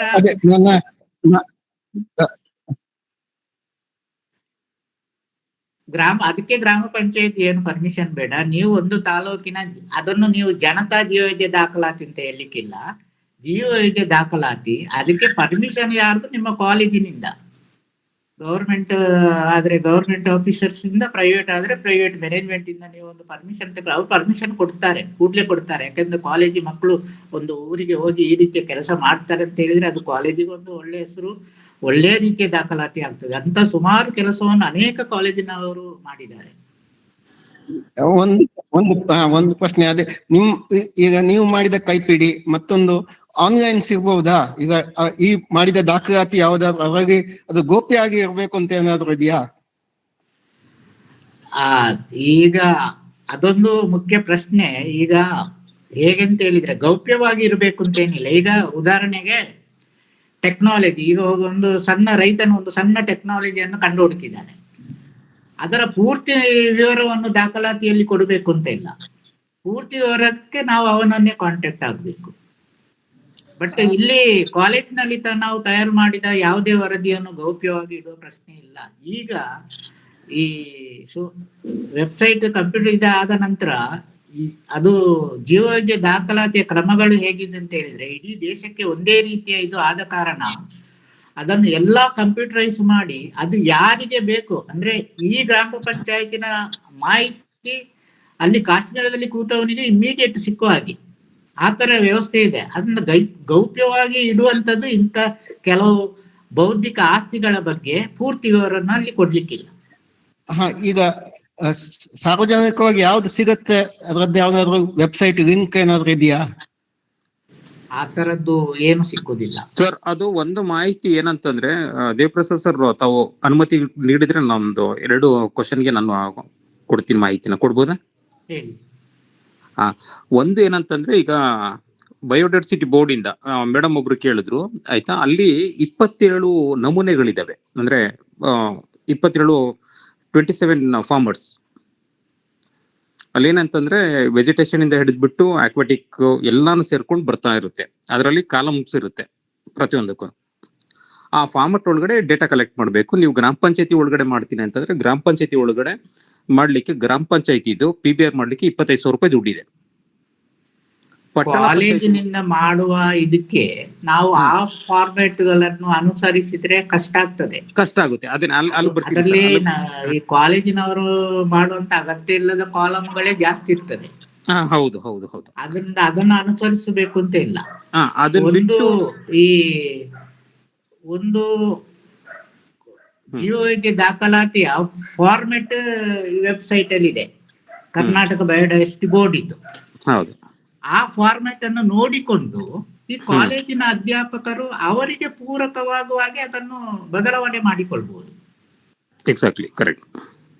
ಅಂದ್ರೆ ಅವರಿಗೆ ಮಕ್ಕಳಿಗೂ ಅನುಕೂಲ ಆಗ್ಬೇಕು, ಅವರಿಗೆ ಆ ಟೈಮ್ ಅಲ್ಲಿ ಅದನ್ನು ಕೆಲಸ ಮಾಡುವಂತ ಆಗ್ಬೇಕು, ಮತ್ತೆ ಅದು ಒಳ್ಳೆ ರಿಪೋರ್ಟ್ ಕೂಡ ಆಗ್ಬೇಕು. ಹಾಗೆ ಅವರು ಅದಕ್ಕೆ ಬೇಕಾದ ಹಾಗೆ ಬದಲಾವಣೆ ಮಾಡಿಕೊಳ್ಬಹುದು. ಹೌದು. ಸೆಲ್ಫ್ ಫಂಡಿಂಗ್ ಅದನ್ನು ಸ್ವಲ್ಪ ಹೊಸದಾಗಿ ಮಾಡುವವರಿಗೆ ಈ ತರದ್ದು ನಾನೊಂದು ಮಾಡಿದೆಲ್ಲ ಅಂತದ್ದು ಯಾವ್ದಾದ್ರು ಸಿಕ್ಕಿದ್ರೆ ಸುಲಭ ಆಗ್ತದೆ. ಹೌದು ಸರ್. ನೀವು ಮಾಡಿರೋದನ್ನ ಯಾರಿಗೆ ಬೇಕಾದ್ರೂ ನನ್ನ ಇದ್ರಲ್ಲಿದೆ, ಮೇಲ್ ಮಾಡಿ ಕೊಡ್ಬೋದು. ನೀವು ಮಾಡಿರೋದನ್ನ ಮಾಡಿದ್ರೆ ಇವ್ರಿಗೆ ಪಬ್ಲಿಕೇಶನ್ ಅನುಕೂಲ ಆಗುತ್ತೆ. ಅದ್ರಲ್ಲಿ ಪಬ್ಲಿಕೇಶನ್ ಆಗ್ತದೆ, ಪೇಪರ್ ಪ್ರೆಸೆಂಟೇಶನ್ ಮಾಡ್ಲಿಕ್ಕೆ ಆಗ್ತದೆ. ಸ್ಟೂಡೆಂಟ್ಸ್ ಗಳು ಎಷ್ಟೋ ಪೇಪರ್ ಪ್ರೆಸೆಂಟ್ ಮಾಡಿದ್ದಾರೆ. ಹೌದೌದು. ನಿಮ್ದು ಫಾರ್ಮೆಟ್ ಚೆನ್ನಾಗಿದೆ. ಅದನ್ನ ಬಳಸ್ಬೋದು ಸರ್. ಮಾಡಿರೋದನ್ನ ಇದು ಮೇಡಮ್ ನೀವು ಅದನ್ನ ಬಳಸ್ಬೋದು ಸರ್. ತುಂಬಾ ಚೆನ್ನಾಗಿ ಮಾಡಿದ್ದಾರೆ. ಸಿಂಪ್ಲಿಫೈಡ್ ವೇ ಇದೆ, ಅದು ತುಂಬಾ ಈಸಿ ಇದೆ. ಅದನ್ನ ಒಂದು ಗ್ರೂಪ್ ಅಲ್ಲಿ ಶೇರ್ ಮಾಡಬಹುದಾ ಅಂತ ಕೈಪಿಡಿ ಸರಿ ಮಾಡ್ತಾರೆ. ಪರಿಸರ ಗ್ರೂಪ್ ಅಲ್ಲಿ ಶೇರ್ ಮಾಡಬಹುದು. ಆಯ್ತು ಸರ್, ಥ್ಯಾಂಕ್ ಯು.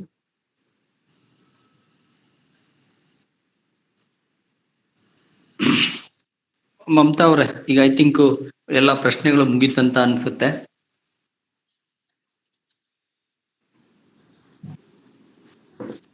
ಒಂದು ಮೆಸೇಜ್ ಅಲ್ಲಿ ಒಂದು ಬಂದಿತ್ತು, ಅದೊಂದು ಸ್ವಲ್ಪ ಓದ್ಬಿಡ್ತೀನಿ ಆಯ್ತಾ. ಒಬ್ರು ಪಾಪ ಕೇಳಿದ್ದಾರೆ, ಅದು ಒಂದು ನೋಡೋಣ. ಸರ್, ಇದು ಅಂತ ಮೋಹಿನ್ ಸಾಬ್ ನದಾಫ್ ಅವರು, ಸರ್ ನನ್ನ ಪ್ರಕಾರ ನೀವು ಹೇಳಿರುವ ಹಾಗೆ ಕೇವಲ ಜೀವಶಾಸ್ತ್ರ ಬೋಧಕರ ಸಹಾಯ ಅಲ್ಲದೆ ಆ ಬೋಧಕರ ಎಲ್ಲ ವಿದ್ಯಾರ್ಥಿಗಳಿಗೆ ಅವರ ಜೊತೆ ಸಂಶೋಧನೆ ಮಾಡಲು ಅನುಮತಿ ಕೊಟ್ಟು ಅವಕಾಶ ನೀಡಿದರೆ ಇನ್ನೂ ಸ್ವಲ್ಪ ಬೇಗನೆ ಆಗುತ್ತದೆ. ಅಲ್ಲದೆ ಪ್ರತಿ ವಿದ್ಯಾರ್ಥಿಗೆ ಅವರವರ ಗ್ರಾಮ ಸ್ಥಳಗಳ ಬಗ್ಗೆ ಹೆಚ್ಚಿನ ಮಾಹಿತಿ ಸಿಕ್ಕು ಎಲ್ಲರ ಒಳಗೊಳ್ಳುವಂತೆ ಮಾಡಿ ಪ್ರತಿಯೊಬ್ಬರು ತಿಳಿದುಕೊಂಡು ಎಲ್ಲರಿಗೂ ತಿಳಿಸುತ್ತಾರೆ. ಇದು ಉತ್ತರ ಕೊಟ್ಟಿದ್ದಾರೆ ಮೊದಲನೇ. ಇದು ಕರ್ನಾಟಕ ಬಯೋಡೈವರ್ಸಿಟಿ ಬೋರ್ಡ್ ಪ್ರಕಾರ ಸಂಯೋಜಕರು PG ಮಾಡಿದವರು ಆಗಬೇಕಂತ ಇದೆ. MSc ಆದವರು. MSc ಆದವರಿಂದ ಇದಕ್ಕೆ ನನ್ನ ಪ್ರಕಾರ ಪ್ರಯೋಜನ ಏನು ಸಿಕ್ಕುದು ಅಂತ ಹೇಳಿದ್ರೆ ಸೈಂಟಿಫಿಕ್ ನೇಮಗಳು ಮಾತ್ರ. ನನ್ನ ಪ್ರಕಾರ ಗ್ರಾಮದಲ್ಲಿರುವ ಹೈಸ್ಕೂಲ್ ಮಾಸ್ಟರ್ಗಳು ಈ ಬಗ್ಗೆ ಒಳ್ಳೆ ಕೆಲಸ ಮಾಡಬಹುದು. ಜನತಾ ಜೀವವೈದ್ಯ ದಾಖಲಾತಿ ಸಂಯೋಜಕರಾಗಿ, ಅಂದ್ರೆ ಅವರಿಗೆ ಗ್ರಾಮದ ಪರಿಚಯ ಇರ್ತದೆ, ಗ್ರಾಮದ ಜೀವವೈದ್ಯದ ಬಗ್ಗೆ ಪರಿಚಯ ಇರ್ತದೆ. ಅದು ಈ ಸೈಂಟಿಫಿಕ್ ನೇಮು ಸಿಕ್ಲಿಕ್ಕೆ ಬೇಕಾಗಿ ಕಾಲೇಜಿನ ಜೀವಶಾಸ್ತ್ರ ಅಧ್ಯಾಪಕರುಗಳೇ ಸಂಯೋಜಕರಾಗಬೇಕು ಅಂತ ಅವರು ತೀರ್ಮಾನ ತೆಕ್ಕೊಂಡಿರ್ಬೇಕು. ಸೈಂಟಿಫಿಕ್ ನೇಮ್ ಈಗ ಈ ವೆಬ್ಸೈಟ್ ಇಂಟರ್ನೆಟ್ಗಳಿಂದ ಸಿಕ್ಕುದು ದೊಡ್ಡ ಸುಲಭವಾಗಿ ನಮಗೆ ಸಿಗ್ತದೆ.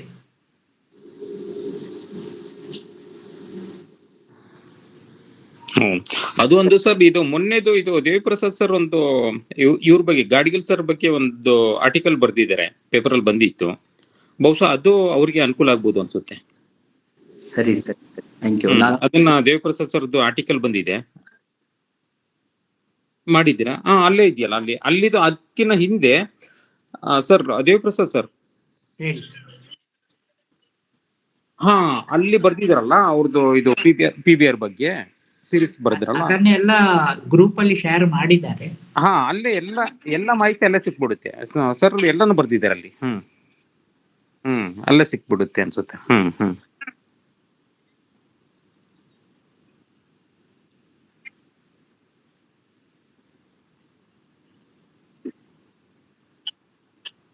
ಏನು ಬೇಕಿಲ್ಲ. ಈಗ ನೀವು ಎರಡು ರೀತಿ ಮಾಡಬಹುದು. ಸ್ವತಃ ನೀವು ಮಾಡ್ತೀನಿ ಅಂತ, ಈಗ ಗ್ರಾಮ ಪಂಚಾಯತಿದೆಲ್ಲ ಹೆಚ್ಚು ಕಡಿಮೆ ಮುಗ್ದಿದೆ. ಸ್ವತಃ ನೀವು ಮಾಡ್ತೀನಿ ಅಂತಂದ್ರೆ ಫಾರ್ಮೆಟ್ ಚೇಂಜ್ ಮಾಡ್ಕೋಬಹುದು ನೀವು. ಅದೇ ಫಾರ್ಮೆಟ್ ಮಾಡ್ಬೇಕು ಅಂತ ಏನಿಲ್ಲ. ಬಟ್ ಏನಂತಂದ್ರೆ TKS ಒಂದು ಹೈಲೈಟ್ ಮಾಡ್ಬೇಕಾಗುತ್ತೆ. ಇದು ಟ್ರೆಡಿಷನಲ್ ನಾಲೆಡ್ಜ್ ಸಿಸ್ಟಮ್ ಏನಿದೆಯಲ್ಲ ಅದನ್ನ ಬಹಳ ಮುಖ್ಯವಾಗಿ ಹೈಲೈಟ್ ಮಾಡ್ಬೇಕಾಗುತ್ತೆ. ಅದನ್ನೇ ಗಾಡ್ಗಿಲ್ ಸರ್ ಹೇಳ್ತಾ ಇದ್ದಿದ್ದು. ದೇವಪ್ರಸಾದ್ ಸರ್ ಅವ್ ಇಲ್ಲ, ಅವರ ಪಾರಂಪರಿಕ ಜ್ಞಾನ, PBR ಮಾಡೋ ಉದ್ದೇಶನೇ ಪಾರಂಪರಿಕ ಜ್ಞಾನ ಏನಿತ್ತು ಅನ್ನೋದನ್ನ ಪಾರಂಪರಿಕ ಜ್ಞಾನವನ್ನು ದಾಖಲಾತಿ ಮಾಡೋದು ಅಂತ ಹೇಳಿದ್ರೆ ಜೀವವೈದ್ಯ ಜನರೊಟ್ಟಿಗೆ ಹೇಗೆ ಬೆಸೆದುಕೊಂಡಿದೆ ಅಂತ ದಾಖಲಾತಿ ಆದಾಗೆ.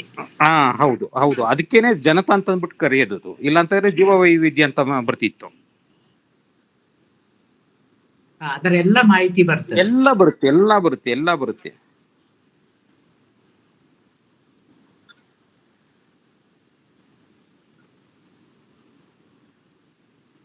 ಈಗ ಉದಾಹರಣೆಗೆ ಏನಂತಂದ್ರೆ,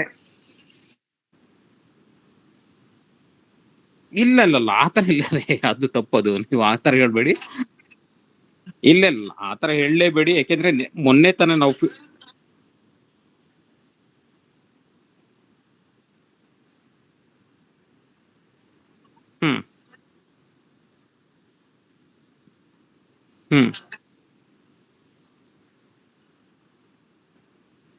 ಇಲ್ಲ ನಾನು ಅಲ್ಲಲ್ಲ. ಈಗ ನಾವೇನಂತಂದ್ರೆ ದೇವಿ ಪ್ರಸಾದ್ ಸರ್ ಹತ್ರನೇ ಹೆಚ್ಚು ಕಡಿಮೆ ಇದು ನಮ್ದು ಅರಕಲಗೂಡು ಬೈಲು ತಾಲೂಕದು. ಸರ್ ಹತ್ರನೇ ನಾನು ಗೈಡೆನ್ಸ್ ತಗೊಂಡ್ವಿ ತುಂಬಾ. ಆಯ್ತಾ, ನೀವು ನಂಬಲಲ್ಲಿ ಒಂದು 288 ಗಿಡಗಳು ಅಲ್ಲಿ ದಿನ ಬಳಕೆಗೆ ಬರ್ತಾ ಇರೋದು. ನಾವ್ ಹೇಗೆ ಅವ್ರ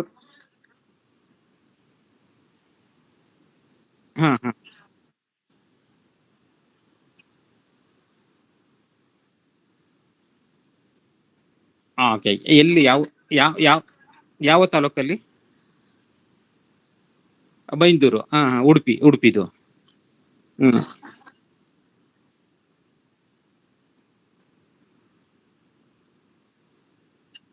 ಬೈಂದೂರಿಂದ ಅವರ ಹತ್ರ ಆಸಕ್ತಿ ಬೆಳೀತದೆ.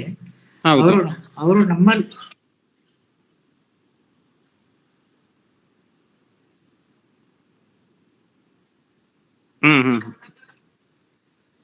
ಖಂಡಿತ.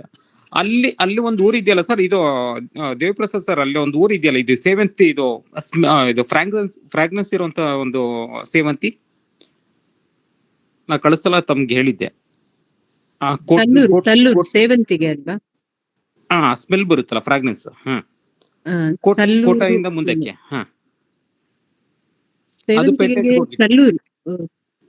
ಅದು ಪೇಟೆಂಟ್ ಹೋಗಿದೆ ಅದು. ಆಮೇಲೆ ಗುಳ್ವಾಡಿ ಸಣ್ಣಕ್ಕಿ ಅಂತ, ಗುಳ್ವಾಡಿಯಲ್ಲಿ ಒಂದು ಸಣ್ಣಕ್ಕಿ ಬೆಳಿತಾರೆ. ಅದರ ಫ್ರಾಗ್ರೆನ್ಸ್ ಅದು ವೆಲ್ ನೋನ್. ನಮ್ದು ಇದ್ರ PBR ಒಳಗಡೆ ಬಂದಿದೆ ಅದು. ಗುಳ್ವಾಡಿ ಸಣ್ಣಕ್ಕಿ ಆಗಿದೆ. ಕರೆಕ್ಟ್. ಓಕೆ, ಎನಿವೇಸ್ ತುಂಬಾ ಚೆನ್ನಾಗಿತ್ತು. ಸರ್ನ ಇನ್ನೊಂದ್ಸಲ ಕರೆದ್ಬಿಟ್ಟು ಮಾಡಿಸಿ ಸರ್ ಕಡೆಯಿಂದ.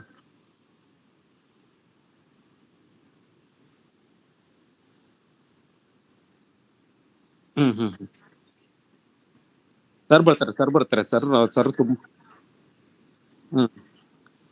ನಂದೊಂದು ಪ್ರಶ್ನೆ ಇದೆ ಸರ್. ನೀವು ಬೆಳಗಾವಿ ಜಿಲ್ಲೆಯಲ್ಲೂ ಮಾಡಿದೀನಿ ಅಂತ ಹೇಳಿದ್ರಲ್ಲ, ಡಿಸ್ಟ್ರಿಕ್ಟ್ ಯಾವ ತಾಲೂಕ್ನಲ್ಲಿ ಮಾಡಿದೀರಾ? Enter district madam. ಅದು ಎಂಟೈರ್ ಡಿಸ್ಟ್ರಿಕ್ಟ್ ಎಂಟರ್ ಡಿಸ್ಟ್ರಿಕ್ಟ್ ಮಾಡಿದ್ವಿ. ಹೌದು. ಅಂದ್ರೆ ಕಾಲೇಜ್ ಸ್ಟೂಡೆಂಟ್ಸ್ ಇನ್ವಾಲ್ವ್ ಮಾಡ್ಕೊಂಡಿದ್ರು ಹೇಗೆ? ಹೌದು. ಅಲ್ಲ, ಕಾಲೇಜ್ ಅಂತಲ್ಲ, ನಮ್ದು ರಿಸರ್ಚ್ ಅಸಿಸ್ಟೆಂಟ್ಸ್ಗಳು. ಅದು ಐಸೆಕ್ ಕಡೆಯಿಂದ ಮಾಡಿದ್ದು 5 ಜಿಲ್ಲೆನಲ್ಲಿ ಮಾಡಿದ್ವಿ. ಇದು ಪ್ರೈಮರಿ ಅಂತ ಅಂದ್ಬಿಟ್ಟು ಅವಾಗ. ಬೆಳಗಾವ್ನವ್ರು ಯಾರಾದ್ರೂ ಈಗ ಅಂದ್ರೆ ನಮ್ಗೆ ಅವ್ರದ್ದು ಫೋನ್ ನಂಬರು, ವಿಳಾಸ ಏನಾದ್ರು ಸಿಗ್ಬೋದಾ? ಅವ್ರು ನಾವು ಕಾಂಟ್ಯಾಕ್ಟ್ ಮಾಡ್ಬೋದಾ? ಬೆಳಗಾವಿ ಅವ್ರು ಸಿಗಲ್ಲ. ನಮ್ಮ ಬೆಂಗಳೂರು ಅದು ರಿಪೋರ್ಟ್ ಬೇಕಿದ್ರೆ ಅಲ್ಲಿ ಇದು ನೀವು ಸೋಷಿಯಲ್ ಫಾರೆಸ್ಟ್ರಿ ಇದರಲ್ಲಿ DFO ಆಫೀಸಲ್ಲಿ ಸಿಗುತ್ತೆ. ಹೌದಾ? ಓಕೆ, ಅದು ಸಿಗುತ್ತೆ. ಆಮೇಲೆ ಅಲ್ಲಿ ಲೋಕಲ್ ಒಂದ್ ಸ್ವಲ್ಪ ಕೆಲವರು ಮಾಡಿದ್ರು. ಅವರು ಅಂದ್ರೆ ಗ್ರಾಮ ಪಂಚಾಯತ್ ಲೆವೆಲ್ ಅಲ್ಲಿ ಮಾಡಿದ್ರು. ಬಟ್ ಅವರು ಆಫ್ ದಿ ರೆಕಾರ್ಡ್ ಹೇಳೋದಂತಂದ್ರೆ, ಯಾರು ಫಾರೆಸ್ಟ್ ಡಿಪಾರ್ಟ್ಮೆಂಟ್ ಇಲ್ಲ, ಅವ್ರಿಗೇನು ಪೇಮೆಂಟ್ ಏನೋ ಒಂದಾಗಿ ಅವರು ಅಷ್ಟು ಕೋಪರೇಟ್ ಮಾಡ್ಲಿಲ್ಲ. ಯಾರೋ ಗ್ರಾಮ ಪಂಚಾಯತಿ ಲೆವೆಲ್ ಅಲ್ಲಿ ಮಾಡಿದ್ರು. ಅವ್ರ 80 ಗ್ರಾಮ ಪಂಚಾಯತಿನೋ ಮಾಡಿದ್ರು ಒಬ್ರು. ಆತನ ನಾವ್ ಈ ಕಡೆಗೆಲ್ಲ ಮಾಡಿದ್ವಿ. ಇದು ಫುಲ್ ಎಲ್ಲಾ ತಾಲೂಕುಗಳಲ್ಲೂ ಮಾಡಿದ್ವಿ ನಾವು. ಪರ್ಪಸ್ಫುಲಿ ಸ್ಯಾಂಪ್ಲಿಂಗ್ ಅಂತ ಮಾಡ್ತೀವಿ. ಅದಕ್ಕೆ ಅದ್ ಬೇಕೇ ನಾನು ಕಳ್ಸ್ಕೊಡ್ತೀನಿ. ನನ್ನ ಹತ್ರ ಸಾಫ್ಟ್ ಕಾಪಿ ಬೇಕು, ಕಳ್ಸ್ಕೊಡ್ತೀನಿ. ನಾನಿಲ್ಲ ಮೇಡಮ್, ಇದು ಸರ್ ಕಳ್ಸಿದ್ರು ಹಂಗಾಗಿ ಜಾಯ್ನ್ ಆದೆ.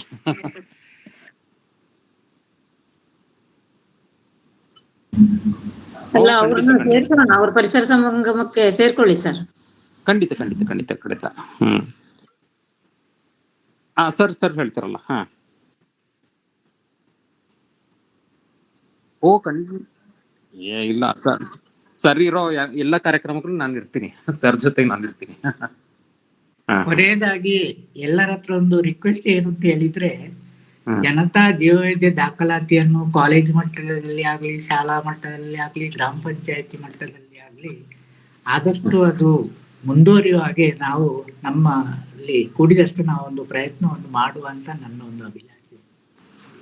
ಖಂಡಿತ ಸರ್, ನೀವ್ ಹೇಗೆ ಹೇಳ್ತೀರ, ಖಂಡಿತ ಮಾಡೋಣ. ನೀವ್ ಹೇಗೆ ಹೇಳ್ತೀರ ಹಾಗೆ. ಆಮೇಲೆ ಇನ್ನೊಂದು, ನಾನು ಪ್ರಚಾರ ಮಾಡುವುದು ಅಂತ ತಿಳ್ಕೊಳ್ಬೇಡಿ. ನಾನು ಸಿದ್ಧಪಡಿಸಿದ ಬುಕ್ಗಳು ಬೇಕಾದ್ರೆ ನಿಮಗೆ ದಯಮಾಡಿ ನಾನು ಕಳಿಸಿಕೊಡ್ತೇನೆ.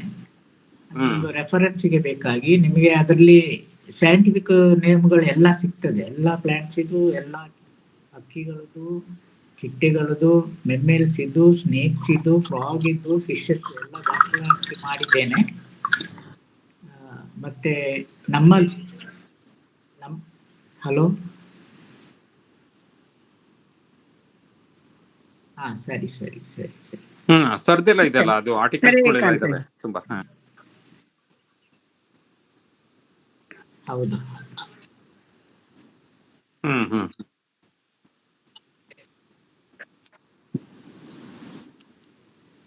ನಮ್ಮಲ್ಲಿ ಕರೆಂಟ್ ಹೋಗಿ ಸ್ವಲ್ಪ ಕಷ್ಟ ಆಯ್ತು, ದಯಮಾಡಿ ಕ್ಷಮಿಸಿ. ಸರಿ, ಈಗ ಐ ಥಿಂಕ್ ಮಮತಾ ಅವರೇ, ನಾವು ನಮ್ಮ ಸಮಯವನ್ನು ಮೀರಿ ಒಳ್ಳೆ ಡಿಸ್ಕಷನ್ ಆಯ್ತು. ದೇವಿ ಪ್ರಸಾದ್ ಅವರು ತಮ್ಮ ಈಗ ತುಂಬಾ ವಯಸ್ಸಾದವರು ಈಗ ನಮ್ಮ ಪೂರ್ತಿ ಗ್ರೂಪ್ ಅಲ್ಲಿ ಇಷ್ಟು ಉತ್ಸಾಹದಿಂದ ಒಂದು 50 ನಿಮಿಷ ಕಂಟಿನ್ಯೂಸ್ ಮಾತಾಡಿ ಒಳ್ಳೆ ವಿಷಯಗಳನ್ನು ತಿಳಿಸ್ತಿದ್ದೀರಾ. ತುಂಬಾ ಧನ್ಯವಾದಗಳು. ಮತ್ತೆ ಹರೀಶ್ ಕುಮಾರ್ ಡಾಕ್ಟರ್, ಇವ್ರಿಗೂ ನಮ್ಮ ಪರಿಸರ ಸಂಗಮದ ವತಿಯಿಂದ ಧನ್ಯವಾದಗಳು.